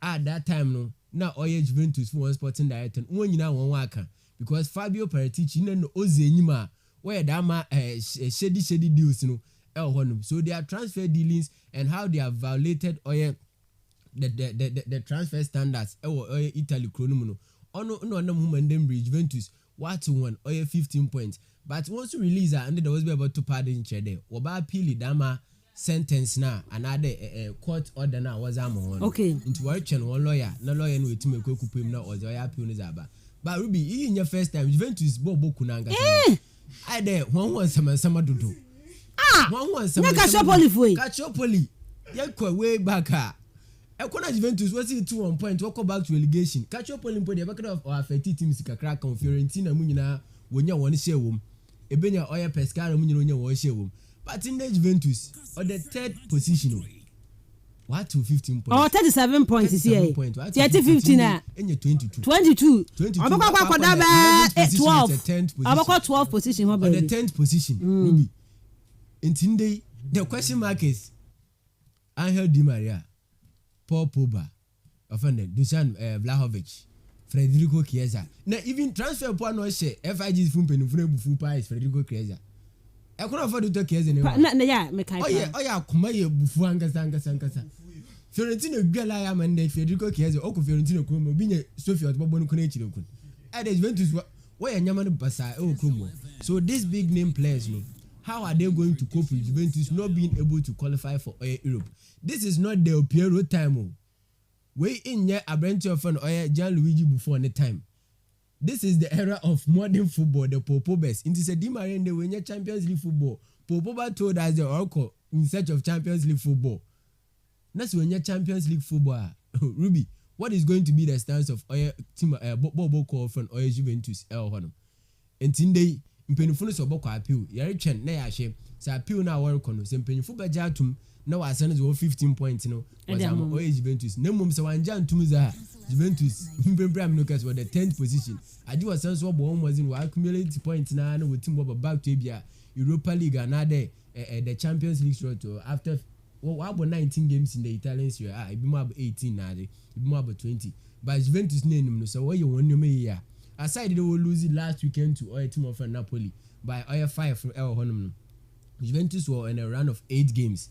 And to say, yeah, one appeal no point to that's what team you want to make. Maybe they can come back. Okay. But the way Juventus in the one for too much because players transfer 62, that's a 42 na oil friend then Kukulala Suben be called Hoda. Then I ask if Empire on Ruby. Medasi bebre pa high Castle 90.3 FM Robert Mensah Sports na wutie no kai se show no live on Facebook Castle 90.3 FM e bona watch me bia amana tum na fe amana nkom aye di nyina odo adwenche na tumi e de aba so but in the meantime no for message ne 50244 743143 right Ebi yanto aso early kick off e wo Anfield Liverpool and Chelsea and a ebo that game ne kwasai Ruby we are kwahwe the battle of teams e bi na sisi awanya ade enkende am nyu kase ya wo January o ya ko February enka hwe Chelsea and Liverpool and can leave the top half of the table that is if you are 4th fit be and a 3rd second one baby one order you oye Chelsea and other Liverpool one but in prem no kase hwe Chelsea and Liverpool e ko the 9th na ko the 10th at a penny na atakakra one or two other one and then we agree what ball but before that no men care for them early kick off for England don't shut down produce goals bebre into this game na nkasa no on shut down that much fluid game and other flamboyant away then even your goals be on Ruby going into the game no Jurgen Klopp has started kasa papa friend or Graham Potter on the other hand he's been relaxed on kasa bebre because now kasa onim ija oy den ogunichum honum because Graham Potter be for Chelsea team no for the first 3 months yen nyina aye kai Chelsea were on a run of some 9 games or 8 games and obi antimi nyade on for Chelsea nature on find and on fanka from honum but before ever World Cup if World Cup is any ben nyama je good akama team Chelsea Nottingham Forest no okobo draw Fulham nation last week ekona Chelsea bra wo for dance wetin wa she Crystal Palace by a goal to no o che obibi ehu Graham Potter nansa no ana nedwuma ori wo Chelsea bobo kunu disease ya Chelsea fans ni bi so anyade ibinum si players no ho no ntimi news but I always say matana kan bi mde Graham Potter is not your coach obeju trophy amo Graham Potter is that developmental coach no on the player no from Nkolabrim from no na watetew na ebebe nya grounds ntinde yako back to Brighton na players waka for 2 million 1 million ada watetew nyina in the Chelsea what 55 million no aka for Caicedo at Brighton's one nso Caicedo last season obo pay more Brighton for only 4 million euros but 55 million euros no papa offended Todd Bowley is akwa pay more Brighton's one the miscan into odo chiro bi there papa no offend Graham Potter no ono a developmental coach and no Chelsea fan should be surprised there come the start of next season Chelsea be overhauling players are the old players over Chelsea season na bebre na be den obe fi team no mako nti se nehu na wod no ni maduke wod na be team nim ehu na wako for Santos de naba ehu na wako for Casadini Chukwu Emeka no na do da ba check their age and check what Graham Potter really wants to do. It is something they are planning for the future nti se yeshishene se future no oduru ha then there is a friend so be it. But the question mark is Chelsea fans in Benya Abutariz am or Graham Potter and only Todd Bowley ana Minjindi because Chelsea since opinion of an Abramovich be take over no one me Chelsea fans then you believe be there Chelsea ambo no who was in crown at least a season or the when your crew wakor and I won your cup okor it say Chelsea fans be na some dey be other in there I'm for the past 10 years I'm the most successful club in England and nobody can contest that fact. Nobody, no team in England, no team will contest all them facts with all team Chelsea, and that is how Papa friend Abramovich but Todd Bowley has brought in something different. All the Chelsea fans know where then what team know what say. The future is what they are building now. Into other one they shouldn't be expecting something big. Ruby game na nkasa de nya menum nukrani Chelsea they don't really stand a chance. Likewise team of Liverpool. Because in the Chelsea, a chilwana name the Jizu one a shake. Their last game, Benoit by the Chile came and partnered opinion often oil Thiago Silva. As I've always said, Thiago Silva is the most influential player in Chelsea defensive setup. By the Chile's partnership with Abrenta and opinion often oil Thiago Silva, it was superb. I mean, you see, it was flawless. A mistake there then. But one error from Abrenta and was center circle put Thiago Silva covered in their game against Crystal Palace. No, there was nothing wrong. Abrenta often oil by the Chile. Even when he was making changes, that is Graham Potter changes. No, Omar Khalidou Koulibaly or about the left back position. That means Abrenta needed that Abrenta with my then. Why you Jumane Zamano? And today I wouldn't be surprised that the same partnership of oil by the Chile and on Papa friend oil Thiago Silva and Obe use. At the right back position, there was a certain Caesar Aspilicueta, named Reece James April. But at the right back position, he used a bench of Trevor Chalobah at the right back position, and no using Lewis Hall at the left back position from the start of the game. Their problem this season has always been the midfield. When their engine went away in the shape of Oye Papa Feno and N'Golo Kante, Ofi Oye team you how our chase was started our suffer. And then we'll use Conor Gallagher, or then we'll use Jorginho, Adechan will use Kovacic. Odu baby na Loftus Cheek no but no so ekupra nti dey amenurike say Chelsea wan say they don't have a solid midfield 3 and a solid midfield 2 a betim abozini zamon today makes my Arsenal but today makes my CCA United and Manchester City wo bobo Chelsea ni bi CCA nti dey finfin nimponse se betim aiden wa bam honum in there I wouldn't be surprised they use a bench of an Conor Gallagher because against Crystal Palace he did well. I wouldn't say he did extremely well, he did well. I would say okay or one whom was in Kakrobit Mayano. But yeah, honum. In the fifth one, I will see a Brenta. Sorry, I see a Brenta of Conor Gallagher in the middle of the park. Now, Ebia Matthew Kovacic or partner and honum. That is in the middle of the park at the number 10 position. Honestly, you being a Chelsea fan, Messi Mount this season hasn't been the Messi Mount of last 2 seasons and last season. Because Messi Mount, he's not been productive. After Graham Potter before team now, usher some 3 goals and made some 3 assists, and the Chelsea fans in feel there were he's been off. After the World Cup, there's no Messi Mount. He's just been running like on the game happen. On the game happen. Their game against Fulham, their most influential player on the pitch was a certain João Felix, but could the red card move him? And they going to depend on Abrente Awofran or Kai Havertz and Hakim Ziyech to give them the result?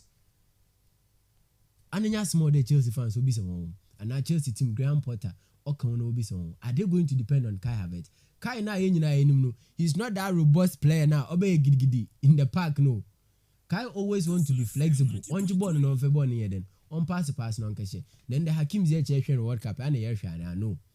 So the question mark is, are they going to start Abrente Awofran or Mikhailo Mudryk? Game is he going to start? 100 million player, is he going to start? Because Graham Potter Yehuda Felix Ben now will register more than so I wouldn't be surprised that Mikhailo Mudryk also on born 90 minutes there, but maybe yes. Starting with free man or later. So I wouldn't be surprised that Mikhailo Mudryk will start this game for team Awofran or Chelsea but Chelsea their problem has been their strikers. Their problem has been their strikers. Aubameyang the way changes in power, one can put Aubameyang before. He's missing their chances. Yeah, Obi Pramaya in the bem. Oh yeah, I say in FM. Umekedo Aubameyang bay. Oba say 2 goals, 3 goals. Chelsea will break a case. But I told you guys there, them number 9 just know they chase. Aubameyang can hang no more behind shit. And now one fan maybe a defender no say you who be that. Galas kwans na okashe number 10 bia. Galas okashe number 10 was na defender. Aha, you who be that. Into the ocean on number 9 one hang no use different numbers because only God knows them number 9 just know are there in home. And going to Anfield, yes, Liverpool so they've had their flaws. Once this is one shot that quick and they've not been giving us the result. Me, I'm attributing it to Ebia Makere fatigue kakra and I was setting in the Liverpool setup. Because for the past 4 seasons, we to him jogging club no football, them getting pressing. Wait to and these are the same players. So Liverpool changes away. No, they are only making additions at the center. Why be one addition was centre back? One addition will be the midfield, but with the attacking options needed, they have been making additions and the Van Dijk is not available. So are they going to use Konate and Matip, or would they will go for Joe Gomez and Offend and Konate as they did against Team Offend Wolves now? Question mark. Klopp, as we know, will definitely use Trent Alexander-Arnold and Andre Robertson as the right and left back positions. In the middle of the park, I want to Liverpool this is no problem. Jordan Henderson, fatigue. Thiago Alcantara, Ojibona opera Ochinipa and San Wabo pass. That is Thiago Alcantara for you. Ojibona opera Ochinipa and San Wabo pass. Ebenya Abrentia, often Navigator, all the partner on Elfin because their past 2 games he's been there and that's why then Wabo game maybe Navigator too would also play this game. But that midfield and Chelsea's midfield no. Comparatively, team got Liverpool were upper hand ditch and team Awofran or Chelsea. Because if you're Henderson or Thiago and they be an navigator now Fabinho with their current form and they compare team Awofran or Chelsea midfield there Obia and new story in Yanko. In terms of game no on said that fell as we are expecting no on said that fair. Obey that KG encounter Obia pass go could be tomorrow happen. That is what we are going to witness. Any more for Liverpool Cody Gakpo after he snubbed Manchester United for team Liverpool. On said I hated the grounds running L1. He's played some 5 games. Only for a new environment. I feel about setting. On said I never from L1. Darwin Nunes is crucial, but they are yet to test him and see if he can pass the late fitness test L1. Mohamed Salah in their last game no one Bobby or boom somewhere around the 75th minute. And I'll be changing away that wasn't a boom. Obe no on said I sharp them. But against Chelsea, his former club, you all know Mohamed Salah what he can do. Now, Mobe Team Ozam or Team Liverpool. But in the dem game, Mr. Chelsea winner Ruby. They will leapfrog Liverpool. Now at least about the 8th position. Liverpool will win now. Will be leapfrog also about the 7th position. In the game, no, I know break. Game of teams have been currently 1 yard. 2 powerhouses are currently 1 yard. Into say fans of the fans of Liverpool and the fans of Chelsea, they should have this thing at the back of their mind. Said Ebeke the same thing as this Liverpool, so other what I say. because this is minimum common. The same thing with Team Chelsea. It will be for me. Say my Predator, I'll probably go in for a draw in this game. Right. A draw in this game, but for the benefit of maybe a home advantage, maybe a double chance for Liverpool. Right now, Chelsea in Poma call 5 games and 5 successive away games. Chelsea win be away games 5 at once. So Chelsea win be intino away to Anfield no. Asma, what be na wasre? What be asemia na wasre? Intino ehu ma Chelsea. Now away 5 away games back umpo mini e fa na kwa ko win. It for message ne bra on 0244 743 143 0244 743 143. Odo message no efa hoba ye betimi akinkan nyina enso no etumi e the amount no who said here etie no but Chelsea Liverpool last 2 games na ya draw nti awe ya ye betumi making 3 consecutive early games against each other no for the first time no e bia na de ankwa ya draw Osman Yankwai, big game of the weekend. Arsenal and Manchester United. Yenrasa game no kakra na fe yenim komo. Me should be Mamanda Wasibio na yensan so yemete fu na ukaba from Castle 90.3 FM. Nde me jisi de botu me room Facebook na akọ like page na tum na ahye na ma comment to tum na waba. Into search box no ye Castle 90.3. Castle no start with K o me yen share so na YouTube na. Yen like page na yen share na ye ma bibia on tum na on konkanie na on ye fine. Me should miss me to make Kenya me aduma china the super clash ni azobotum na wakodo and then match no ya honestly botum na why the pa ndeda na mitnefie na medwendwe no pa de obedu baby na se ekọ English football na yes ya were the likes of the Liverpools, the Manchester United, and then certain clubs be in the past no botum na wo home boys in the pa but in the yebedu baby no yebenye different dimension I bo Chelsea about the traditional teams on na will compete for what we call the top 4 no. In those days, as a Wenger obviously fought in Pono be celebrate and people didn't understand why he was celebrating there. What qualified the team into the Champions League phase, It only tells you there. Now in football, no, or as I be benya escafua coming from elsewhere, they will come and invest their money into the various clubs and they will now what home buzzing. Until you have a certain Chelsea, you have a certain Manchester City, even Newcastle, as at now, they are also trying to also get their feet on the ground, sir. In the next few years to come, so we are talking about the greats in the EPL now. But when you talk about clashes, say yes, the day business to China. Other teams be within the same country when we share. And then in England, one of those fixtures, Manchester United and then Arsenal. And then by far, and then even Manchester United and the Liverpool because they also belong to different geographical locations. But by far, from the 90s coming in, now per club to watch Manchester United kakra, it was Arsenal. Into now, Mbaziboni has to more concern kakra to able to the early 2000s. We came to see the competition between Manchester United and then Chelsea.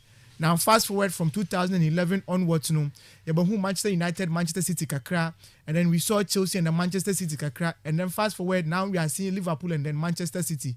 Unfortunately for us, you do that at this stage where Liverpool so gradually, they are also dropping off, and so this is just a problem, and then how we are seeing. Now you want to see the true traditional clubs are over to now watch a one there. When it comes to the English Premier League now, one wasn't one has to know also and then all Concanama League no than now. Then obviously when you see the rise of Arsenal and Manchester United, now me should be a supporter when you're budget. And then they maintain the last time these two clubs we be share and never could be out to our top form. Maybe in the last 15 years, maybe once been able to now. Yabakada na Arsenal and Manchester United will compete on any different grounds. Now, if you look at all these two teams in the properties, it looks like it is almost the same. Manchester United with a new manager. And then look at the kind of a team now it makes me go back and then look at Chelsea and Thomas Tuchel. Over for team, man knock chance that he would go ahead and then be able to win the Champions League. But we saw the kind of work to over here. And so for me at that time, they say, "Hey, your coach let's say you really don't need time able to now just in one sana about Juma." And that is basically what every time I go to Manchester United team no go to no on one eye. Abeka a match against Brentford when they lost by 4-0. We all saw those kind of issues all called the Manchester United team. And from then until now, what have we seen? A massive improvement in the fortunes of Manchester United. Not just because they are grinding the results, but how you're able to see a corner boys voting more for that. Usher someone, and even now, Portimore tried double players, out of their positions. How he's been able to improve some of their players. Last season, we felt today, 1 year, the typical example is Aaron Wan-Bissaka. He's one person I thought his career with Manchester United was over. But we should look at the guy in the last couple of games away to Nawabo. Superb. And I'm sure that Diego Dallo, when he come back, about to know straight away. No, you would have to work for your place. About the baby, when Kona Tara Malasia, Motum na, Obe Lushon was one Sinchen. When Lushon came back, we saw his performance. That is competition for you. Lisandro Martinez, Luka Varane, that we knew, remember, and now he's also getting back into his space, and then everything is just there for all of us to see the improvement that has come into the Manchester United team, And then say, then you look at the other departments and just as Arsenal we are talking about, and maybe I'm asking all the baby just start the season way most of us felt today say your teams about to know about homeboys now. Maybe you wouldn't want to be mentioned Arsenal as part of those teams, But in the the only loss at Arsenal this season way to win, has just been the Manchester United or yellow as and then fast forward probably way to drop only some 4 points to be afterwards against Newcastle way to 0-0 and then from then to me should be from every angle from all indications we've also seen how our team way to now will improve.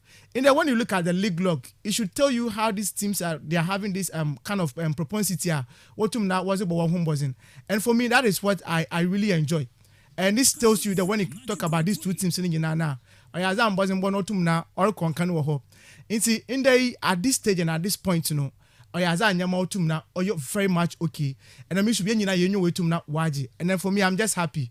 Now, you have come out in Mankasa, and then America say the league table now. And they ask what the league table no sir, with almost about 47 points. And then we know about 18 matches. As against United, we know about 19 matches. Manchester City about 19 matches. Maybe about 20 matches. But for Nyama in the past, say team what about bonus or standing matches for me, me fan Kasem because one more match now, I'm 3 points into me from man. Be able to know we see. Last season, not to baby, not Arsenal Fukuto almost about 4 standing matches. Over to now, we consolidate one gains. The over to now, we run more Champions League. But unfortunately, I can't more for that. What about draw? No, we'll lose the game. One born. Into this time round, we take it match after match after match. No need to now. Elbow home was not Eruko, and that is what is good for the team Arsenal. Can watch MCCI. In the so to now watch Manchester United. I'm not sure to now pick 50 points out of the 19 match away to now. Then say Eshe.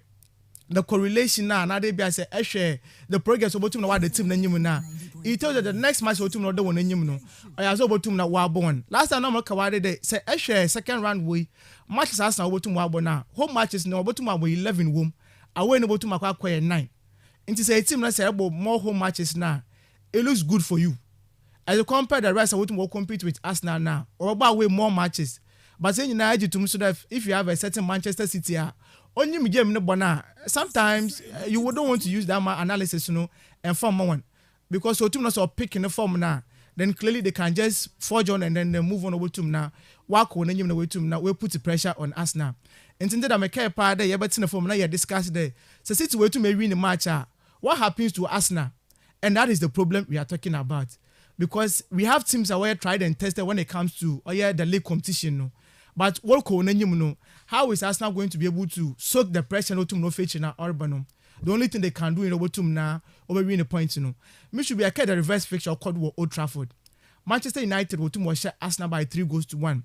And it was one of those games now. All my Manchester United players no confidence because at that time now Arsenal will pick one pieces together. Will start one dominance in England. And to fast forward now these two teams now will be out of form. But one thing I realized about Manchester United, and then it seems to confirm now you want to mention that on Kodu Bebre. So I bet Manchester United bench and me should be on Shada and Shonkren. In as much as we are talking about Arsenal team, when it comes to squad in depth, no Shada and you the same thing is for Manchester United. Until the first 11 for Twinchen. Now when I question Manchester United for one bench, another one subs I would to know about Bono. The last match against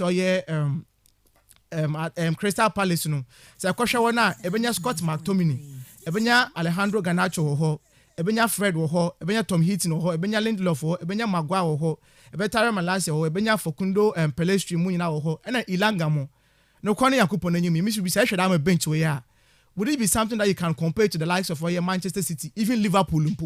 No, it is not possible. And that is the more reason why Arsenal started was signing players, I command United supporters, they also advocating for their board there. The kind of performance United holding is, if it would help them, is why wouldn't they go into the market, look for some adequate place to be able to one team, especially when the injuries are part of the game.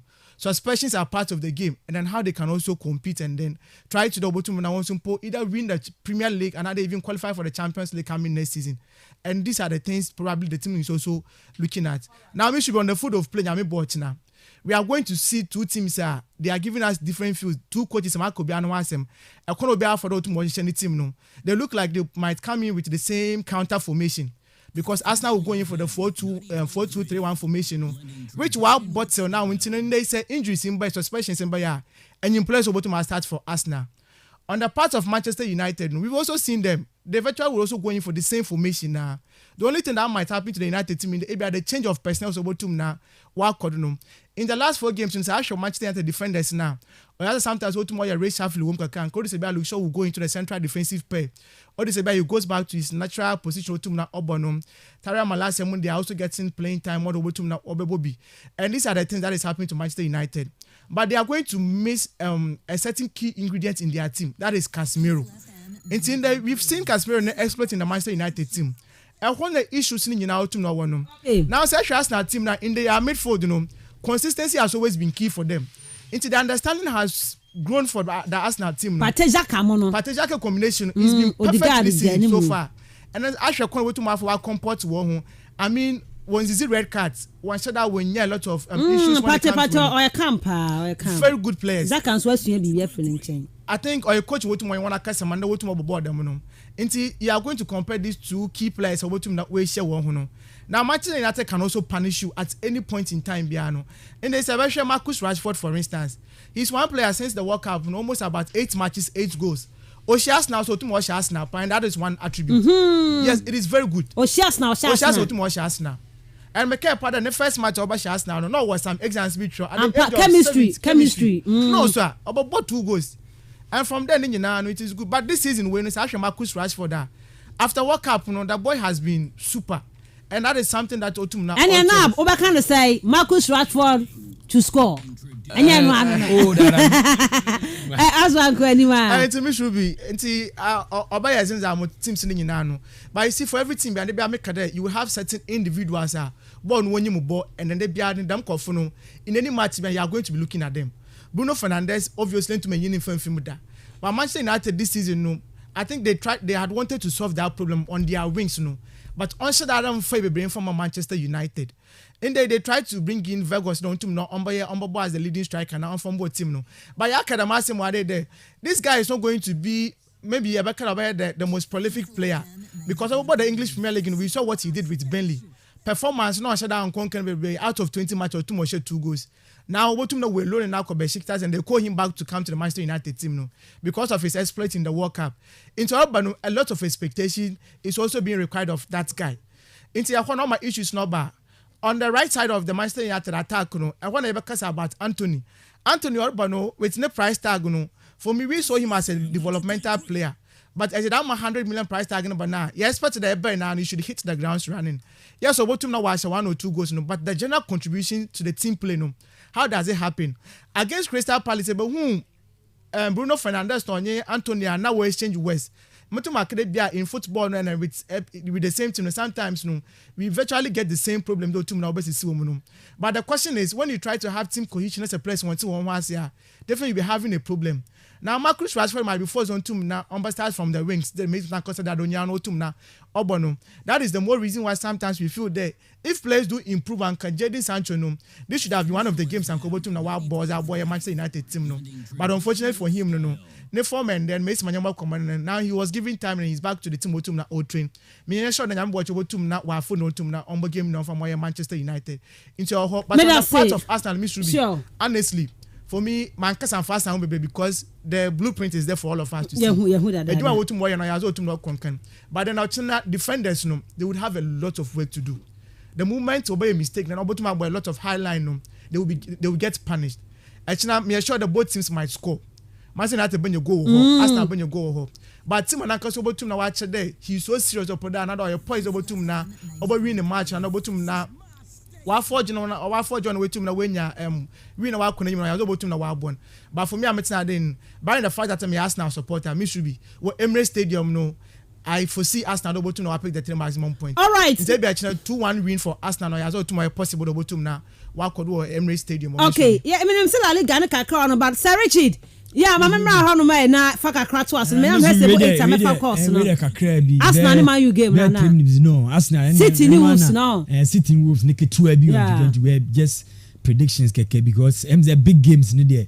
Emmanuel Osman ne AB aka ehun asem no. Na Miss Ruby Juventus ene Atlanta eda echina. That game never ba so no. Miss Ruby sen kenye enra dey happen here na. Points I see about yes, nka game we no nka ade a two teams ni nyina no any abre say omo hwe say ombetimi anya hwe say ombetimi anya top 4 game ho no ma but Miss Ruby eno dey happy ya na ma game we no ye sheda hu di Maria ko game we be for see akopa because Miss Ruby you see Juventus one team a oma suffer in some years ago oma suffer ye pa so Agnelli ne the entire all year we nyina say opese o raise the image of Juventus. Because be a Juventus ninam na nya honom na Juventus yes omo. Juventus at this moment able season. Juventus in your team operate top 4. No. Ka Juventus okwa league and also operate Champions League. But Babia wako do no with average players and your man shada nko yes ikasem shada ni hon munti no. Ama say Juventus akokan Atlanta no ho amoye de ben. Omo airpre top 4 enso e honom. Enti idea ye hwe hawa echina Juventus players no especially Danilo any other senior players na omo try say omo ebeye bibi ama ne omo timi aweke for Juventus no omo commit how their commitment level no how it will be and that echina game na be baso no because you see Juventus squad this season no players am do be wura mu senka ommeboa ema team no entimi perform better omutumi emwa ema creativity and omo lack last season final third honmo entumi embra no those players ne buy as a pra how madwen kakra you can talk about Di Maria you can talk about Popoba these players pra entimi enshada ehu omo ye that is why at Juventus this season omo department a work am ye pa no defense no because when the attacking is not working for you as a defense no this season Juventus all players are this season defenders. You can talk about Danilo, you can talk about Fagioli, you can talk about McKennie. These are players anytime on be attack and ye biano e kon fa so run back it in best support defense no e na idea e so ani ye pa but ene no Fofia and Twata Miss Ruby o say the bia na mpanifu bu baby say oba onyawade obeja no two banchi ya na onyai onua because already no some players be the can show so obunya ombeko Dusan Vlahovic and Abrantia friend say Adrian Rabiot all these players you know much show so ombeko na we so akwakoba no so echina the first problem at Juventus be encounter e wo game na be ba so no psychological problem. Sure. Asambe mpona ne omo be kasampo akacho. Trying say on be man your happen. They are doing their best. Na ade anya omo fom so. Sesi aka say omo ne boronya no. Is omo ne boronya no na press wo ase ho no mo. It even omo dream of getting top 4 Champions League football next season. And quite a problem. AI over. Yeah, Pogba be dey. AI over and so dia mo. Say players no mo nyina spirit e be go down. That will be the first problem on be encounter.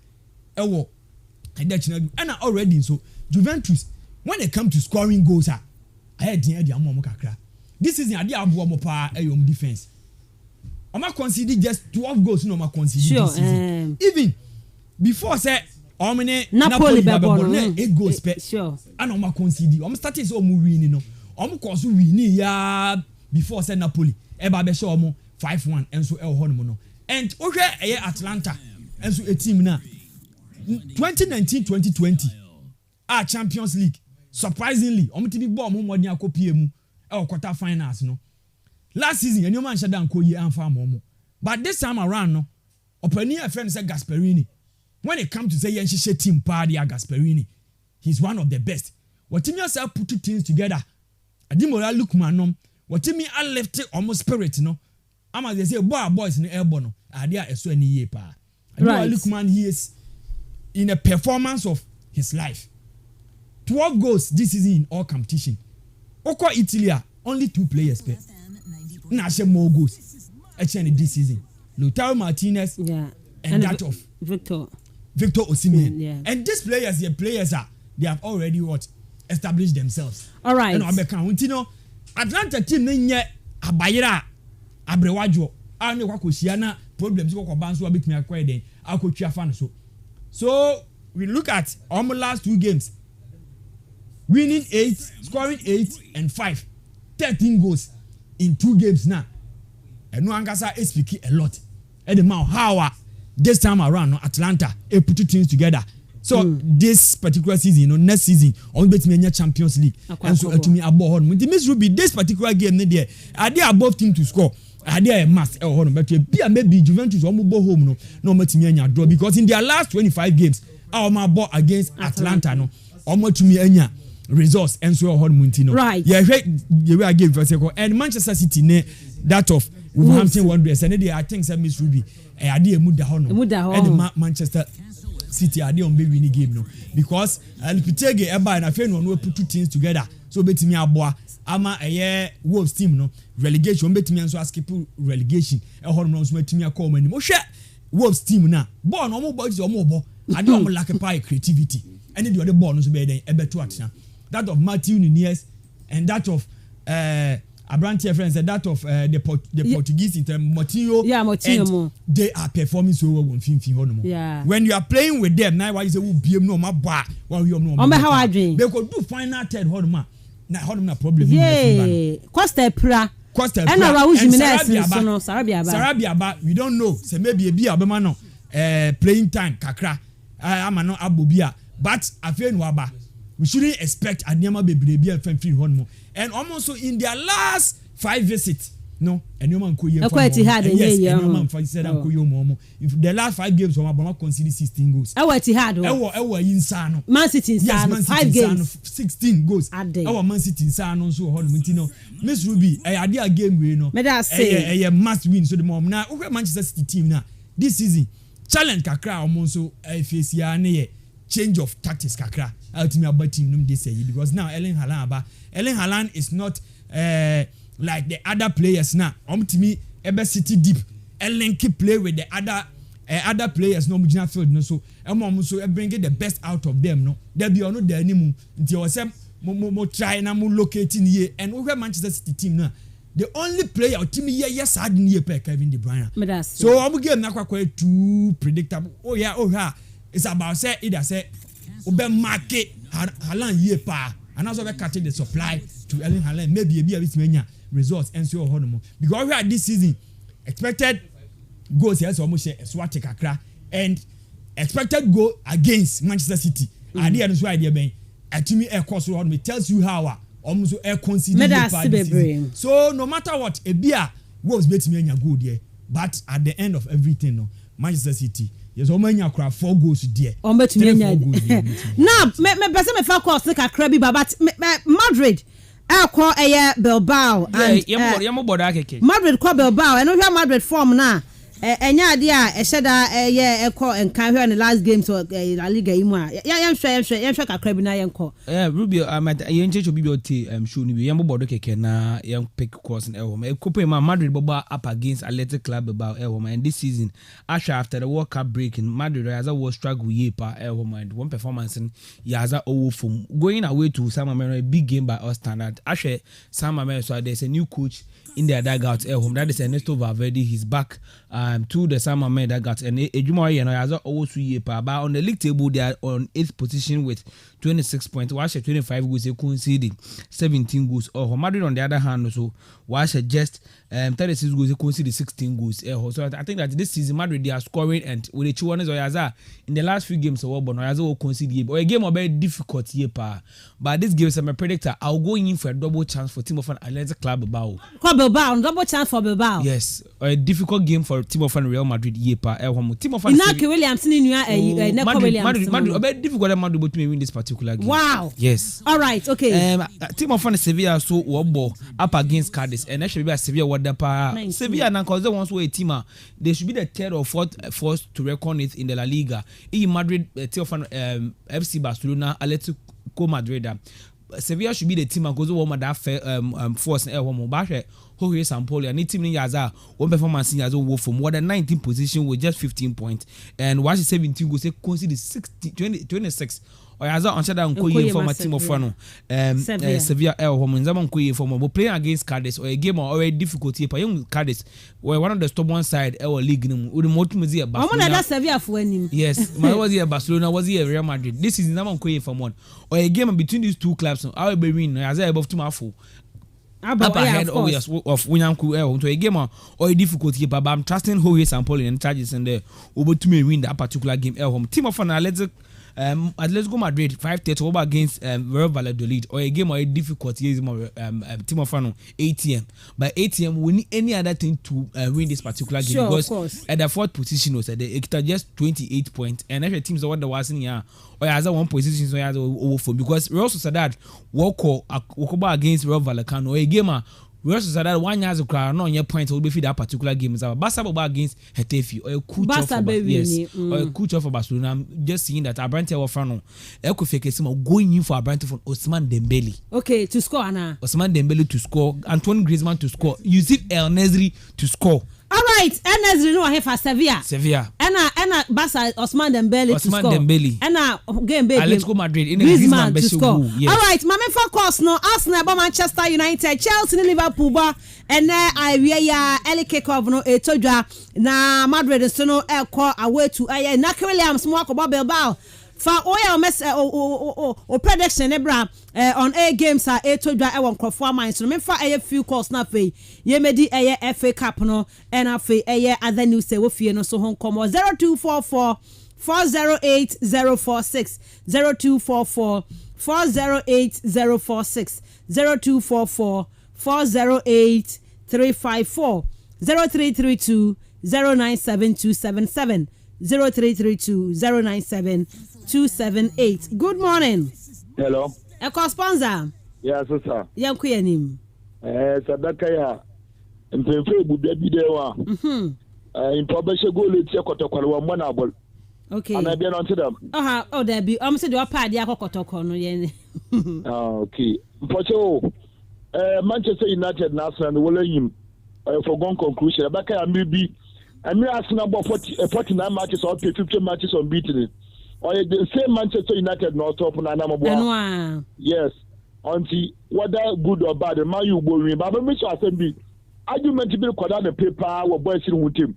FIFA tournament to go where Ronaldo had the cap down. Yo, you ever heard that? No, dear mama. I'm for call away. Good morning. Good morning. Maybe I didn't baby of free and free. This will be George. George, it's you. This will be Nathan. Weekend we know boys in the first car. Sir? Boys in the first car because Emudaho. Must be Nathan and then Liverpool no Obesha Chelsea. Liverpool I am Chelsea I am but Liverpool bedi. And at Senior Nab kind Madrid Nancy say no mu consider then who perceive we in there Babao. It means to be weekend the boys in the disca. Mubedi. I know catch Nab must say I know so much should no mama code near that day because 2023 was a boys in first.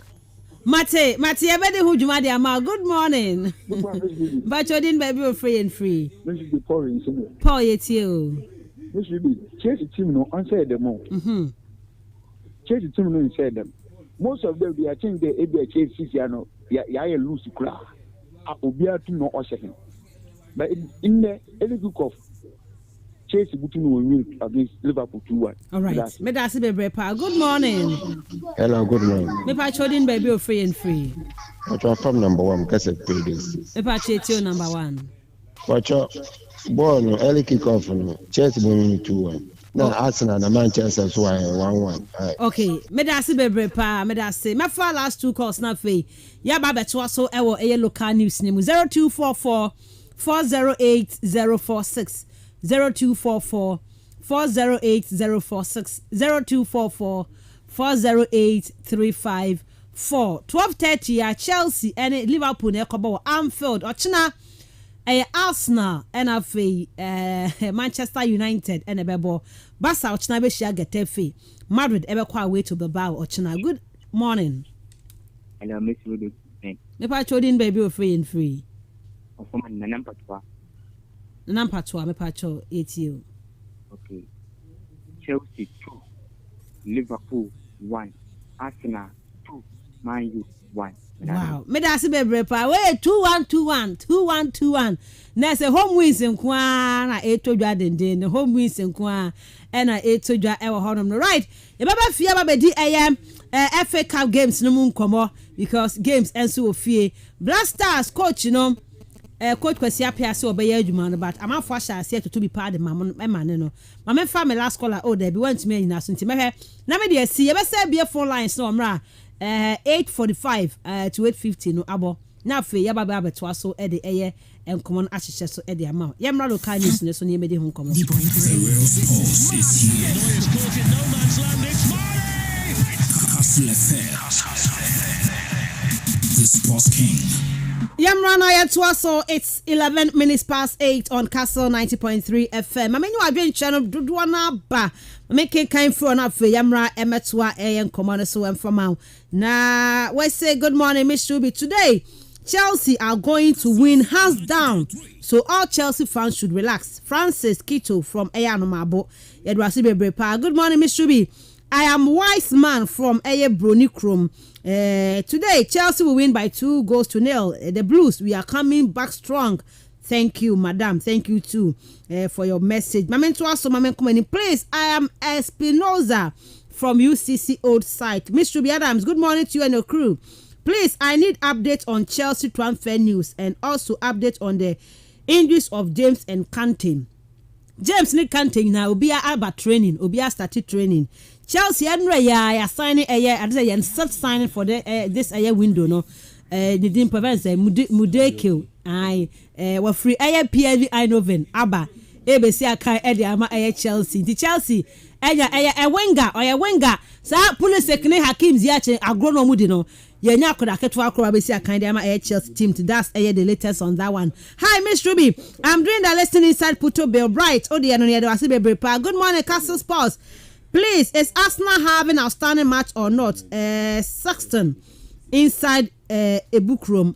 Arsenal our outstanding game. Hello, good morning, champion Miss Ruby. This weekend will be a bad week for Manchester United, Chelsea, and Barcelona. They will all lose their games. Otuga inside semi. What do you know? Chelsea 2, Liverpool 1, United. Arsenal 1, United 0. Greetings to you, Castle Sports. Derek inside Aketechua. Good morning, Castle FM. You are doing a great job. Chelsea will win by 2-0. Graham Potter must go. Greetings to my mom, Antiama Bese, Abigail Pratt, and Abeku Santana. If we Simeon, thank you so much. Now, this is the time. Chelsea fans are facing reality in football. Ernest Enyan from Bonkos, and I am packed. Chelsea enkoyenti amabo hekra ayamedene no kwasemni which day Barcelona are playing their game IGP ochina with the Bonkos and buy ochina na Barcelona the game no. Good morning Miss Ruby to you and your panels. Arsenal will surely beat Funya okay because Arteta will not allow Man United to beat Arsenal home and away. The same name, midwife inside Eye Abuenu. Medasi Bebrepa. And good morning, Miss Shubi. Today, Chelsea will win by 2-0. Speedometer, aka allow cash out. Hey, allow cash out. No. From Maury. What they are abandono. And Mamfa went to Amra. Good morning, Miss Shubi. Today, Liverpool will walk alone. Chelsea is going to beat them by 2-1 Kaki Kwahim Chrome and out of the end and so Eddie Free what they buy Emre Fiemet one command so Enfama. The real sports is here. Neuer's caught in no man's land. It's kastlefm. The sports king. The real sports is here. Neuer's caught in no man's land. It's kastlefm. The sports king. Battle for nations. This is the finest. This is the best. King of sports.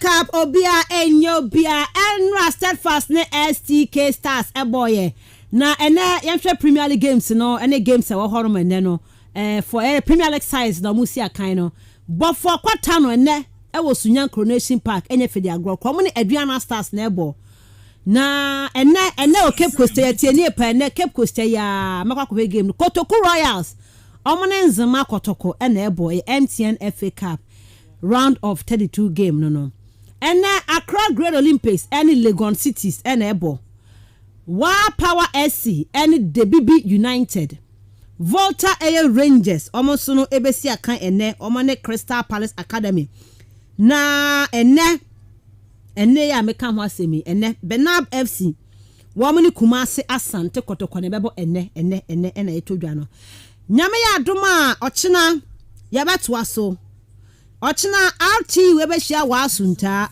Liberty any A5 Rances FC Wamana for Mighty Royals news what Treman FC Bibiani Go Stars ne kem Pfizer game ne bayedene na FC Samates any Nations FC abo Samson yakopon ya adoma ochina na Venomous Vipers ewa Robert Mensah Park heya Womani Cape Coast Mysterious Ebusuan Dwarfs and Bebo Sky FC and Kerala United Accra Heart of Folk Ebeshia Dreams FC na Pando Heart of Lions omane MSK Zelina Africa omaso di abo ani way MTN FA Cup round of 32 fixtures no Lions omo asgodomo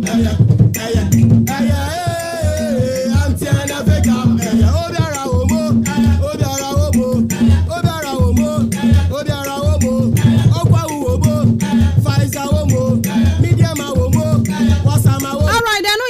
already home koma nemam no we so yan koma bam we came on beto odwa say blasters adwuma no na local coach bian shedan apply but official na beto odwa say coach Kwesi Apia akọ apply for adwuma na no na coach days upon e dey atodwa say coach Kwesi Apia enti no adna bezo odo ho sa kwa she FM krofo yi mu entu nka dey si wo Egypt hwe tem de dia ne anim gwase adi gu pantu nsu ahwemfam firi mu na de tian kran say ose asem tie nya ne say adwuma no omo mfa ma enti why are you going there adwuma no Kwesi Apia kwa ya mfa ma enti mensi hokra enti no wo se baby a wogina no ho atro baby a opese wo de ne ho ekosha sisi e no ho atro ho ya ebe pa no na first time in Egypt say e pa no na tikwa ampai na tikwa mpopai a wa sorry jana na so a we di okọ bie ma the second time na the third time na hwe ya ebe tija kwesi appears to stay away from the Blasters and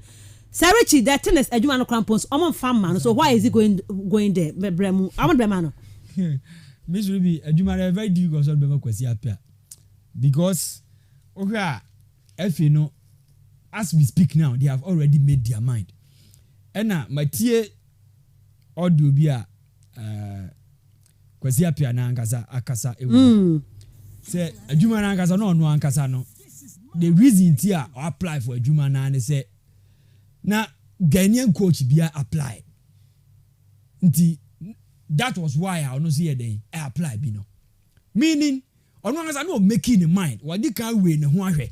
The big question is that I didn't because say you say Black Stars adwuma na be vacant da ho nti coaches on betime ya adwuma na omunye den omo embra so until the moment about say reason how they ko apply nyina say no na be so she Ghana coaches animonyam nti no call as a representative ko representative that was why I ko kan ho for me hu say no adwuma na angasa no ono ani mu ankasa no onye ready so betime abeye adwuma na me efe no as we speak now so catch them say omo make omo mind on coach some of the man so be adwuma no emmanuel me betima em omo coach am some coach am person be ade eman dada so but this one it could happen say be obi and the person set here be say no because you so kobi na afi at the end of the day so kobi na afi e ba e bi agana for betima de akabia ma na e bi anya de ben yen share ho no na two Miss Ruby ohwe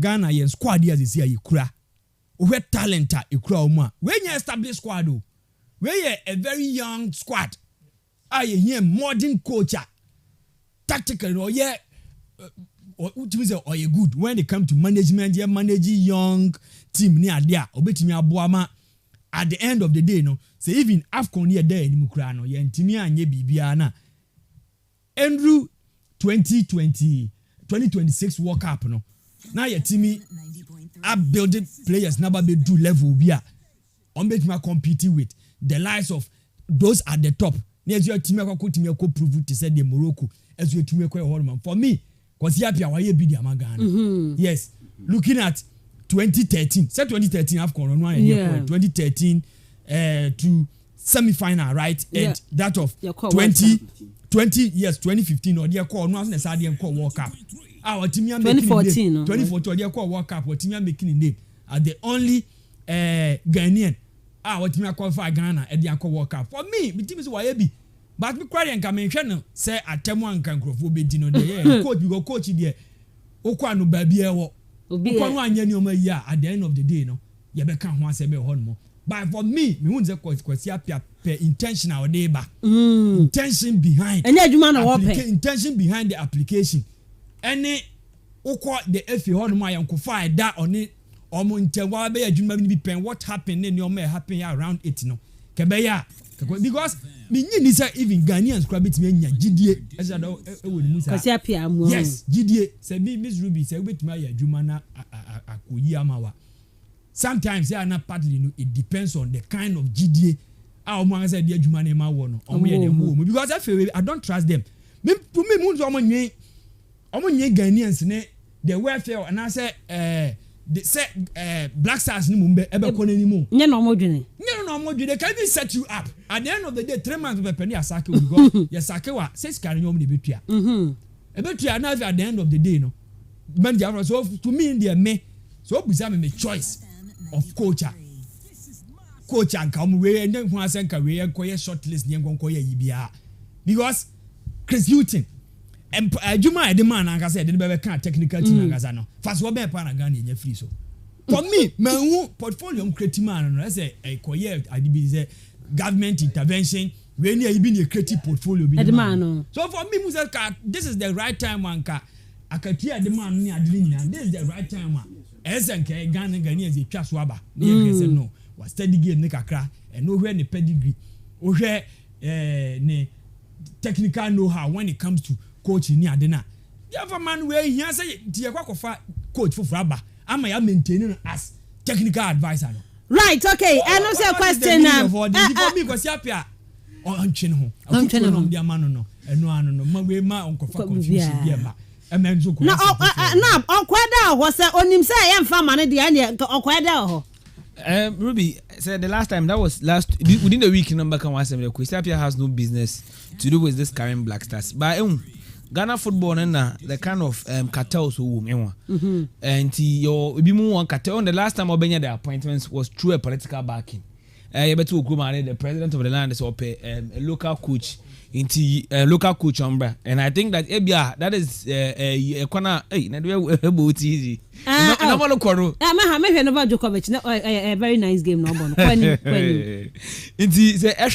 Or recommendation from the current administration and Kwesiapia being at the last job but say if you want a coach to coach the crop of players we have, okay, personally I not only the Maka Kwesiapia has no business to do with. I know the Metwase, but as a smart J support can say baby all corner what true na exactly a what true there, and then it means a local coach be to win blasters na juman age more. Yeah, yes, some what true say. You see, the local coach is painful. So what's the one come here pa baby na ya yankofo and coach J Sapon has been in the game for a very long time.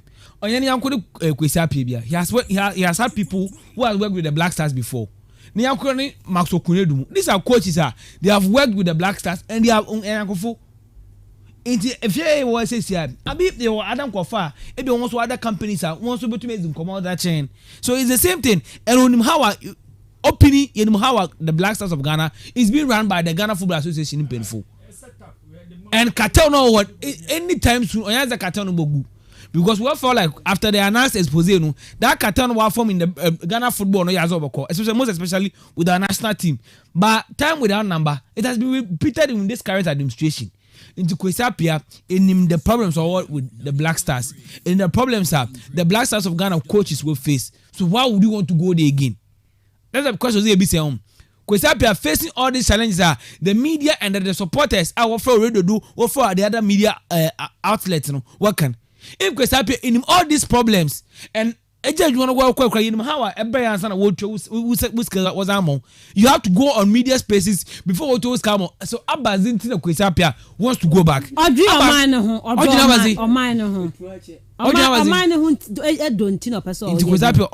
Free of charge.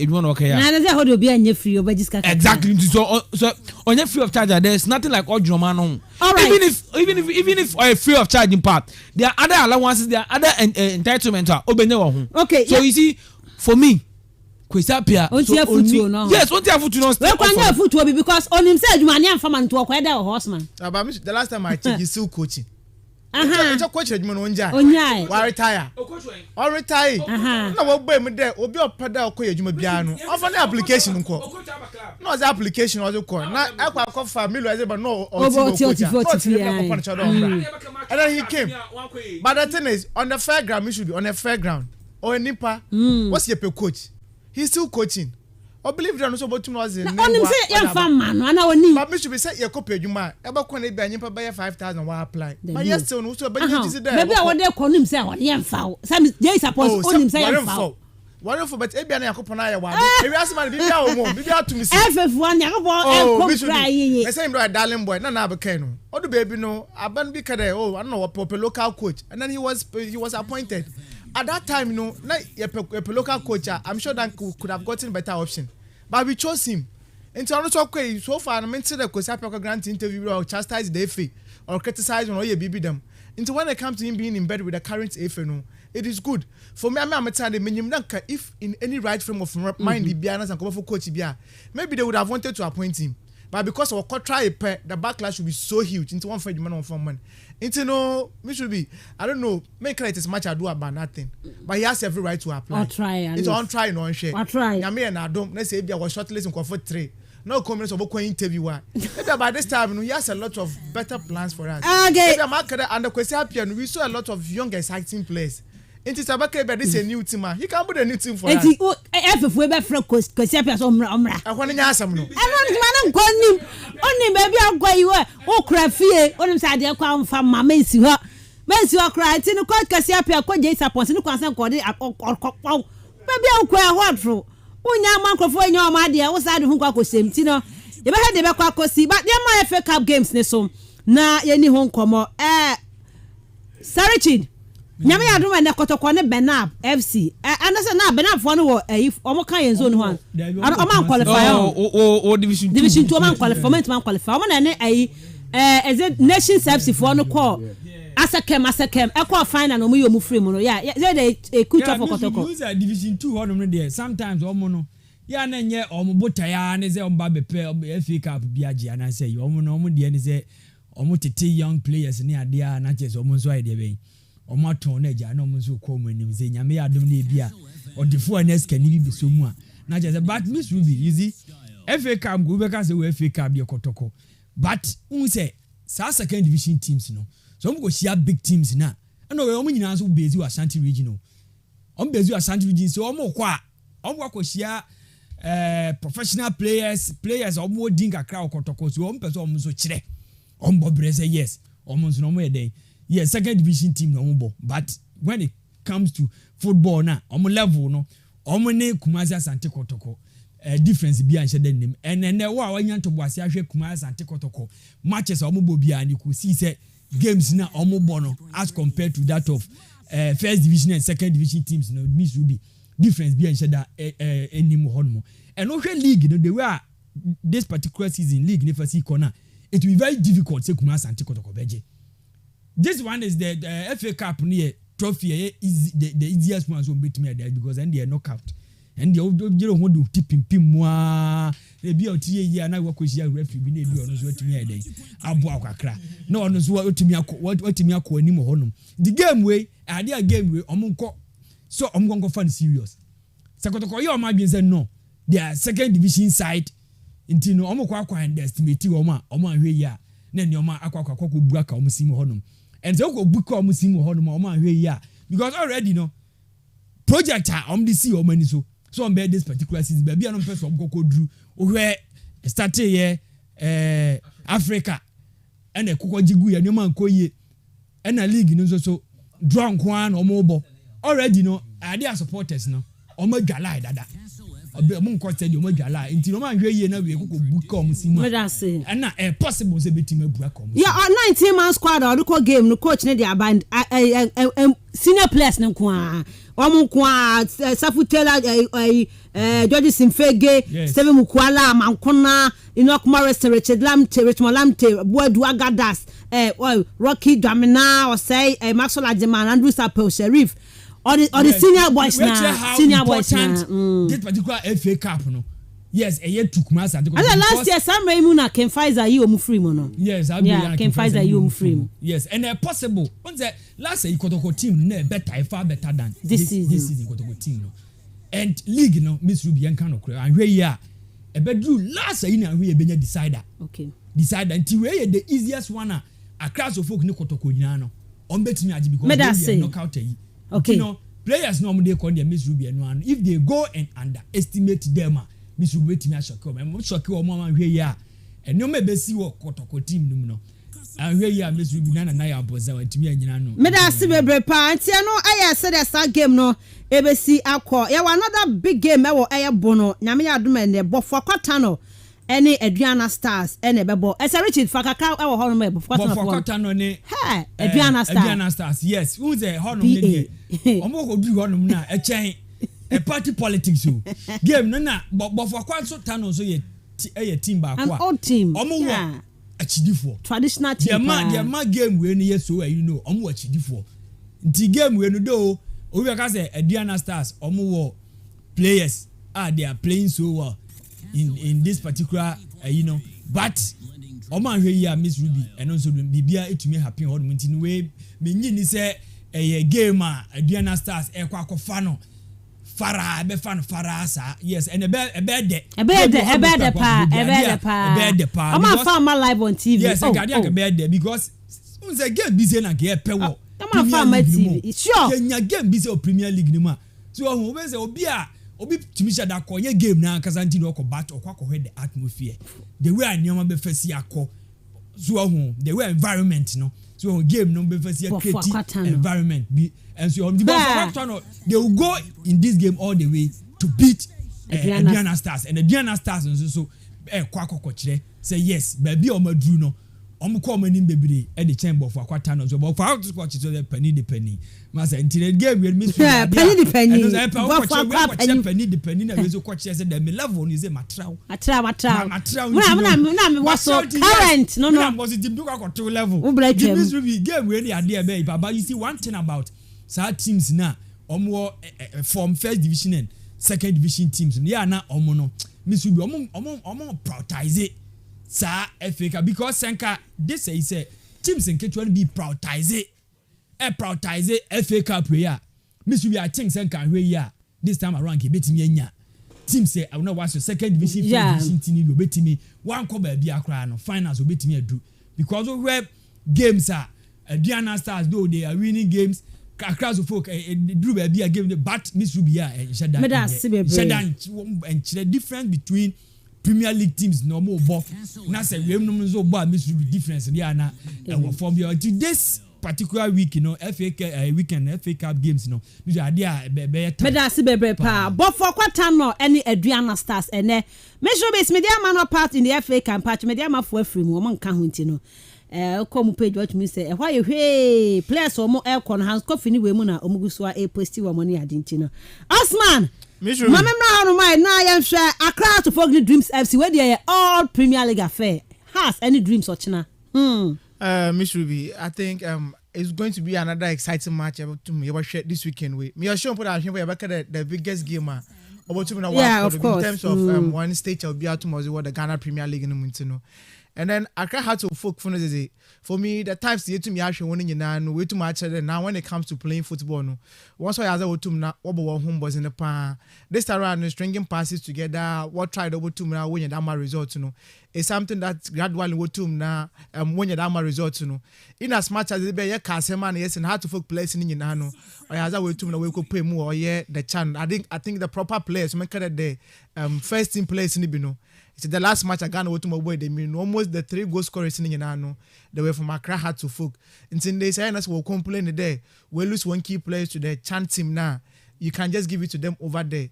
But me should be there is one thing not rich Wakawade. The FA Cup, it is one competition a team be na say but I think you should take it serious. Last season what baby na say Accra had to folk performance now. Now you are unconquered in the Ghana Premier League. And they had to prioritize the FA Cup. And what to more winning the FA Cup no or as I want to one opportunity I was to call more there or the cup competition it has no defending champion defending champions so I think this is the second time this will be the third time we the way defending imagine a back to back yes. back to back African one but 3 times Miss Masa was here FA Cup when some time passed and had to focus we just there this time around they are going to be very serious with this competition but then coming against Dreams FC Dreams of Funusumpo it looks like that's what but the winner one said that one yazi be brave, but when they are going away, I want to moment that good performance, But for that, check the last match what one you had to folk wild boy in the Ghana Premier League and then how wait to na and you want to work on Ozama 2-2 no. The only goalkeeper Lord Bawa Mate, yeah mistake be brave no. Yes, now but we check one had be brave them no. I think about Beshaka had to folk at Craspo Stadium and had to watch that Craspo Stadium and someone so now. Sometimes I don't know if because of the lack of support I won in terms of spectator in here, but also one shot when you're so forceful. The last match I was born, it was just a 0-0 draw to now. Obe was my against Samates. So now they need to make a mess. But Dreams FC, I think at Craspo Stadium, they also know the place very well because most of their matches in here are never one to now. But still now I believe the heart of folk should be they have the quality enough.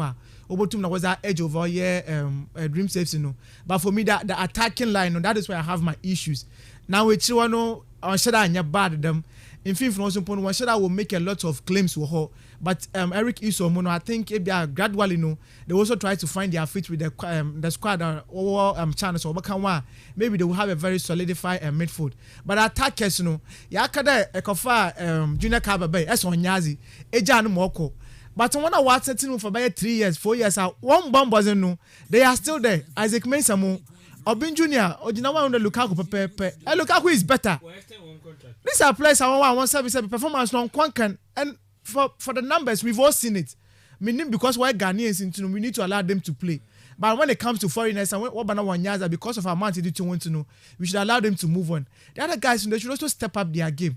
And then make it say, coach, when you identify a problem in your team, try to work on it. Until there for 3 seasons now, these players are just a better way redundant. One shot or more than a performance, But anytime they are playing, they are not scoring goals. Hey, they be out of focus now. You make chances, so you shine. Washa 1. Why are they be out 2? Maybe as one ya caliber man can be able to move feature about the good in that ball now. Why are the rest? And see, these are the things we are talking about. I'm expecting a lot from Accra to folk from there. I mean, boy, they should be ruthless. Chances about 1 to 1 on Ghana Premier League on your face. You are going to go stadium. These are part of the things. Because I question board about to market na one. Not only a chance some bonus now to go. Some style. Games in your face. Yeah. Into no, I'm hoping over to now why you know. But it seems this year FA Cup and last season you know. I the publicity no shut down news. The FA Cup and the Keto Creek could I share with Kum Hadeno. Honestly, now I think we're done putting all the Ghana Premier League in the But this time around it seems young competitions. Yes, but me should be all said and done. No. I'm expecting Hearts of Folk to watch on now one qualifying for the next stage of the competition. All right, Hearts of Folk to win and okay, and the predicted where mammy Accra Great Olympics any Legon cities. I don't see another Premier League game. Yeah. I think I'll go in for Accra Great Olympics. But once we actually will share Legon cities for now. I know more especially when we call so got copy one. And the result of Banon Shada and very good for them. But in a class posted, what Bohobia and how you want they will try to grind the result. And going back to their favorite place, and then always be working 1 year there. Landlords of a year Greater Accra. Now they go city to they are in the same place, But when they are a visiting team because while all stars are converted Legon cities. It is still now urban in terms of popularity and then getting the supporters now. One shadow when you be brave and the bars and once was about Ghana Premier League in the moon, you will scare sign us some more we are spending. A change a baby who in the Nina Sana or a Fracadam Nibina. But they still have other players and want to put ball now. I think over to now, but they've also lost some key player. I think Jonah Tukui. Yeah. I don't know to knock channel, but they still have other players who are to now. Olympics well Lusubi Solomon I don't Razak Kasim striker and actually in the last 2 games Olympics for now now will pick some good results. Of course, even without them, no. So for me, I believe they playing at the Craspo Stadium, they'll be able to get the result over the mission. Okay, I know you said the FA Cup games no aircon. You better be any na e will Cape Coast ya. Na Vipers any abusuan dwarfs and ebebo Vipers any abusuan dwarfs and ebebo. But before that game, na enab. And Ghost Stars they can fight and see a Premier League side game. Yes, yeah. Or a game of Ghost Stars or Dams Park. Difficult for team of Kumasi based King Faisal. Into team of no. Maybe any Ghost Stars. I'll go in for them there at Dams Park. They have to do the needful. Even against Kotoko, you won't have a wotu more further. Wotu munya that have vital points and with Kotoko and team. A game are very difficult for Kumasi based King Faisal. Yes, Dance Park party. And now Kotoko Royals names the Kotoko. If we are there in our Busian Blabs, you're not china. Yes, Kutuku Royals with Nzema Kotoko. Over the last weekend, Kotoku, is it Kotoku? Mitchell Leslie, their manager, as a automotive and Yazun common, or as a one team room, as a wood 1 monitor whenever they come to Cape Coast. And that's why I'm going to chill. Also, TNT, not one. Not one. Me say that na nya fine. What's his name? Me say that na nya fine. So we na me catch him say that na so anya fine sir. Not one. Ruby so no nya fine. Restful. Wala ni bibia ni mamra one said. Inti na to am show you pa me Twister Baron. Yes. Ruby say ko pe ma ye hu hawa team of warfare Kotoku Royals was to more struggle but when we will see Akim Odambo playing well the Cape Coast yaza we to wa struggle ye pa and some said on Koye Form 1 and say actually one team now look at good players and the kind of game of war but yaza game in a few ye pa but they are struggling to fit in the Cape Coast system and the Cape Coast steering and as otum ohon ye pa there are a lot of lapses within ejuma we to my year over the stay our Cape Coast and yaza yesha management or yaza management was started there they are putting in things at the right step. What's in the game of Obon? Or the new Cape Coast Stadium, and a weekend game of Obon the Cape Coast Stadium. Or as that many funkutin over to me trying to miss out no free for them. The man are free for so for them my from an air homo. These are the things that Otumo changes our Otumo Zaban and management or as about to my career in the long way to my bone in the game of Kodo, Zema Kutuku Royals and Oyaza, Menufukutino about your gate fee, Messiafo, and I'm from an Oyaz, Uma from where 10 o'clock walker, Stadium, Oyazo to will room now to my Koye, Panty, Cape Coast, your Cape Coast, Elmina, Commander Naza, Jean couldn't to me support to Yepa. They are the Premier League side. What Cape Coast, though they are not from Cape Coast, but we to choose Cape Coast. Or as to me, support on Yepa. A couple months, Marco Toko, or as I want so in the Division 1, or as I were the top one side Yepa. You want last season, the kind of performance we to put it up. Last season, what about Ekroma against Timo Frano, Ebusuan Drafts, elder Robert Mensah Sports Stadium, who will be that draw, what to more the quest. So coming back to Cape Coast, about 3 boys are once we feel Kroma had, they know the terrain in so far as what El and once we as out. One supporting to be bring our around here. Eko Bonkris and what 3 players are Obonzima Kotoko. They are coming to support them. Or a game out there, Kotoko Royals. They should just map this particular game. Won't use Nzama Onkoye inform in the Premier League. Often come back into this particular game. Won't we not recharge one energy? Nzama Onkoye inform one in the game. I'm hoping that Kotoko Royals will win this particular game. El Homo. Boss is here. Neuer's caught in no man's land. It's kastlefm. The Sports King. Right, right. Osman. Prediction. Dwarfs and Vipers. One really count man come. Me should be no crying kada match in Kachanka my yakasa for na ke. Ya beka safa, we beka safa, me for prediction di Cambransa. 2 teams ni anyade. Vipers yade. Vipers are Sharks are free. Why friends Division 1 teams 2 and free mu. Vipers bubble pa. 2 teams here nyazi. But the Miss American honestly mention I follow Vipers 1 progress in FA Cup no. Sharks me ko head o me Sharks free mu wa. Sa wankasa kaza na for shey no me show. Mazi we chilinde. Do ya ko Vipers o. Ya ko Vipers. Eh me kaza me ko Vipers o me say predict. Me say o mo yard me kaza o mo yard. Ya ko Vipers ni. Vipers win. Ya ko Vipers. Me ni ho me say me ni ba bia. Nab. Yeah. Money be say. I'll go in for Cape Coast Venomous Vipers. Per the kind of games we have. It is the MTN FA Cup. Into competition in Yellowburn. The performance we to put up. I think that Mr. Agreement we were born about the Juma and Smoke Juma where you was one as our Okwini. Last season we saw them in the Division 2 no middle league in Zamankoye and Formon. So I think that they kept most of their players win team. So I'm not shocked with the kind of performance at World Boy the Ebusuan Drafts. Ebi eboko reach abona ya bon. Me ba Osman bra game also ba person ye bo game ka game no asem so be yo de kan etie. Me should be okrom hade na yakopon na adom ye benya a fixture between Vipers no nye Ebusuan Drafts via the FA Cup. Oban the Ghana Premier League na nda ye nyi team bia omo. Oban Division 1 so na I think you only Elmina Sharks no nye Ebusuan Drafts. Vipers with Division 2 as at now. And since they come match and kebo boy or ye traditional derby. And Sankaya Badama match, irrespective of where we find these 2 clubs in Yinano, and the kind of momentum no nye Kasa Ochoro Kodo Kumadeno, it should have been about these 2 teams away.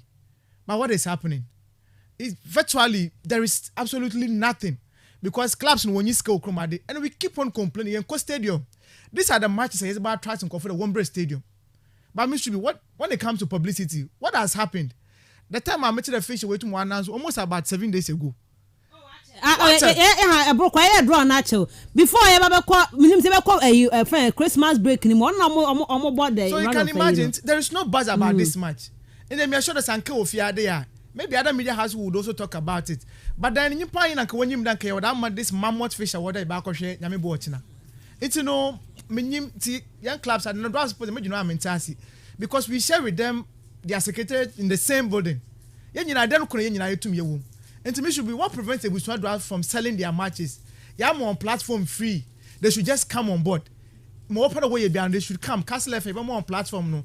One more turn, one match, one more turn, one place. But what is happening?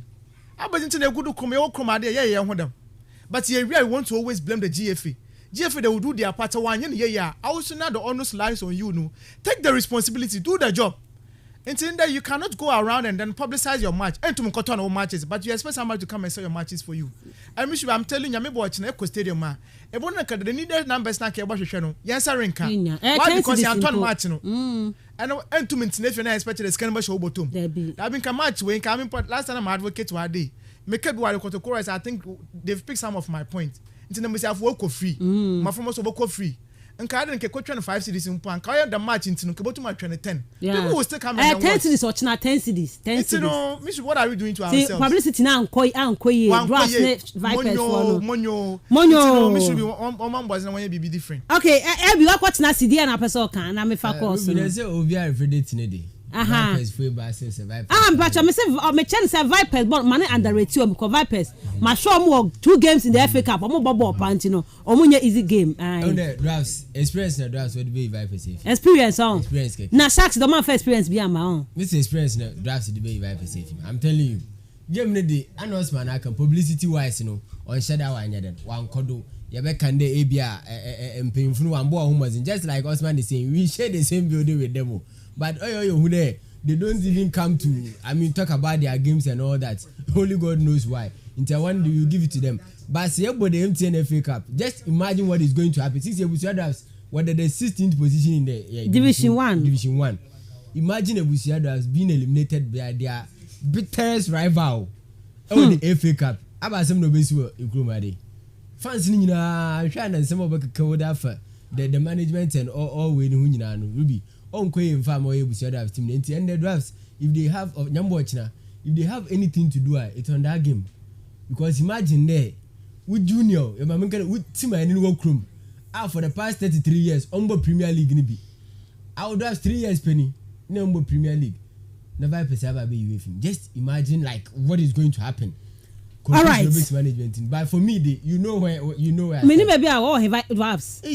Yaro all right my phone calls no na etiefo Edward Madrid channel at the abadjumedi and so and I'll say Arsenal all the way tomorrow at Edmund Sports Stadium. Man United will cry because we will beat them by 3-0. The Ghana forever greetings to Message Jan Wefi Jan Krofo Frodo o message awode abawa hano no 0244 408 046 0244 408 046 0244 408 354 0332 097278. Good morning. Hello. Echo sponsor. Yeah, sister. Me pato yeti o. Me start to address. Kaka makele well I'm fighting in a prison in your home. The address o congregation am you yemu because team can beat the for Italy or CRC anambwa. So once we go to our mo good na we on fanko division 2 me da say FA Cup so dam slogan no da lo bia yo bia onko mo bia lo masa oye kotoko de bi obejo de oye FC na ne ko finance manani adi cup no tiri sem you have to folk ai yo me da say bebre. Good morning. Good morning. Best female sports presenter, a host and a commentator. How are you? I'm fine, thank you. Asa Khalifa, the taxi driver. Mentor cover for no so the I'm to Miss Ruby, Kelly speaking. Nanka Sabu's grass and a Vipers. Nanka a Premier League, me pattern Kenya. And careful, Papa. What you say? So Vipers. Me Papa Crampo say, you have never seen Vipers play Premier League. One, and the Bushwan grass are the most relegated club in Ghana. But what the same thing for say, we penny back on so then umpumubia and experience is the best teacher. And Vipers for so many people for say to us and by the end of the day, Vipers is going to eliminate what? Good morning. Hello, good morning. Me ba chodin baby of free and free. Me pa cheti onana. Vipers. Me da si bebre pa. Good morning. Good Miss Ruby. Me pa chodin baby of free and free. Miss Ruby Pauline. Paul me pa choyeti o. Miss Ruby but if you say grass in Vipers obi ku pa o. Say extra Vipers division 2. I think we go home and then you have Premier MTN FA Cup sha. Also go home pa but in that say ebusuan draft when you pa Vipers no way you make it. Me da si bebre pa 0244 408 046 0244 408 046 0244 408 354 0332 097277 0332 097278. I mean ko Facebook na family adwenche ne kakra e bin fem from ma me guso amefa air calls no we say me share Agombiad Sharif also odi about say good morning meba amefa call away mra me to us. Good morning. Good morning, Ruby. Kenya mini Ruby me pa cheti o Kenya me I will some one yeah just be brave. I can't make a net of much back at the I'm not doing by you. I'm wondering what the man on the tweet is one day. Young that age. I quite to say, Mayor, and then participating. Just for that one now. Almost a Liverpool and Liverpool for 4 years. Okay, Medasi Bebrepa. Good morning, Miss Shobi and your crew. The best sports morning show in Central Region and beyond. Watching you live inside Techiman in Bono East Region. And I'm call down. Sechi Aya Dennis say thank you guys for your good sports this morning. I wish my darling club Chelsea good luck today. Okay, from watching live from Nkranza, Bono East Region. I'm call away. Good morning. Good morning, Mr. Ruby. Yeah, good morning. Good morning, Master Family. Mpacho yeti master. Na Kodoko born here at 3 p.m. Benab FC Division 2. Oh, they say Bishop. Ebechom na ba person ni juas so dey so no kan no. Match top match pa na me new say juas dey win 1-0. Medasi bebre pa. Nice one there, Miss Ruby. I greet you and your crew. Keep up the good work. Wilfred St. Petco Sports. Yencha wo senior, yencha pa. Minim wudi na nkasa. Minim na boy na bo so. Unim ni di na nkasa. Mr. Saint Peter Kobna. Saint Peter Kobna ampa. Minim so se me share da sem se me share da ba me share da share su bebre sa. Okay. Michael, okay, Michael that was say okay, mama share. Kofi Japan say Argentina won the World Cup by hard work, not by top. Not by not by biased officiating, prophecies, or by fake and false prophets or help from any kweku bonsam. Okay, Ghana football people should learn lessons from that and stop wasting money on juju. Always waste and means which doesn't work in football. Okay, and my call Mickey GH or say good morning. Chelsea will beat Liverpool. Eno ye onso ne dia ode eba wa hanom. Ebe na ye de senior to me akona. O ma me you know. Chairman Vodafone 1 city. Vodafone 1 city no. Bomadia na fa ho be kan busua no *530# na ye twa watum on Vodafone. Ubabon koma de bia from 5 a.m. to 11:59 a.m. to all networks no. Vodafone so na e de ye pa. Fa ho bo busua no na ye nkwa nim *530# na wanna walk on Vodafone further together. Out 20 minutes talk time to all networks, you know. Na yesan amount 1 GB of data the account afei. What to me e dia browse ama wonso no ude no akoye pa e di amount. Meka wo say Osaberma Royal Awards no. Nyame ya aduma ade a ene na 820 no. Kukudam oma bo modene e wo ogwamamu ama ogwaman akonanim no. Ene ye be bo ma baso e panti ma ya to nsada fam nyam fam ni emechirem wo honom kai se ba so we ogwa emintima the palace ho na dwumadi e ba so ene ya ntino fa ho semu bi na dwumadi ne konkan kai se Rich Royal Hotel na fa ogwa traditional council ena dwumadi esi wo mo enan so pese wote ho nsem bebre na obetuma fra 0596 050 600 0596 050 600 na fe wonso no wontumi fa ho enkohyemu bi right now but not na ya wrap it up on game no nyame adom tonight live commentary beba from Robert Mensah Park Vipers and Afe Busua Dwarfs now 2 minutes per na Afe fancy Miss Ruby, I think that a game or very interesting year pa and actually these two sides now or as a Wukita history year pa team of Fano Cape Coast Mistress Busua Dwarfs and Venomous Vipers I can on history it be a 2 minutes kwa by laps homo but between these two clubs and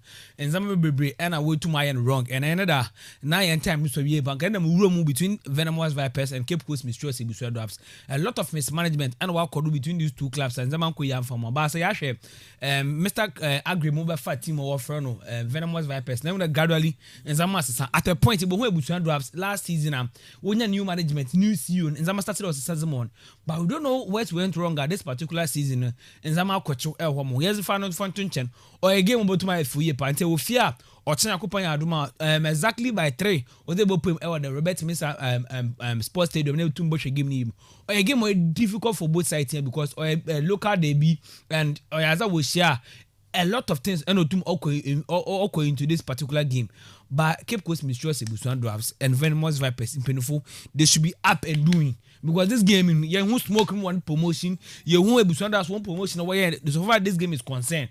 So I should game look them and Cape Coast 2 stadiums and 2 games and all kodo. But the promotion between these 2 games all kodo. And I think that or as over from year power a game or a difficult year power. Coach and Napra Rasta. Or a gamer he's putting an man at test. They need to be up and doing if they want to qualify, quote unquote, qualify for the Premier League.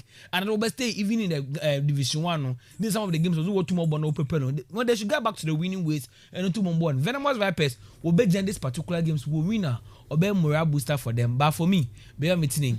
I'm seeing a slight win for Cape Coast Mistress Ebusuan Dwarfs. Right, yeah, the was wa hanyame ya doma e be say hia ochina awia eye no mienu bo pound simano aduana e betena atena for the eye commentary from this weekend's MTN FA Cup games, you know. Ede ababe somo medin ede Miss Ruby Adams ya do ase bebre passa no poje brani etna e wuti ebinka Asma Nab NFA Sir Richard what you monka akwa eboa ma yekopie mu live on Facebook. Nyame adem ochina e be san ya hia. Ya de will see na fe news file to me atwa so na bomodin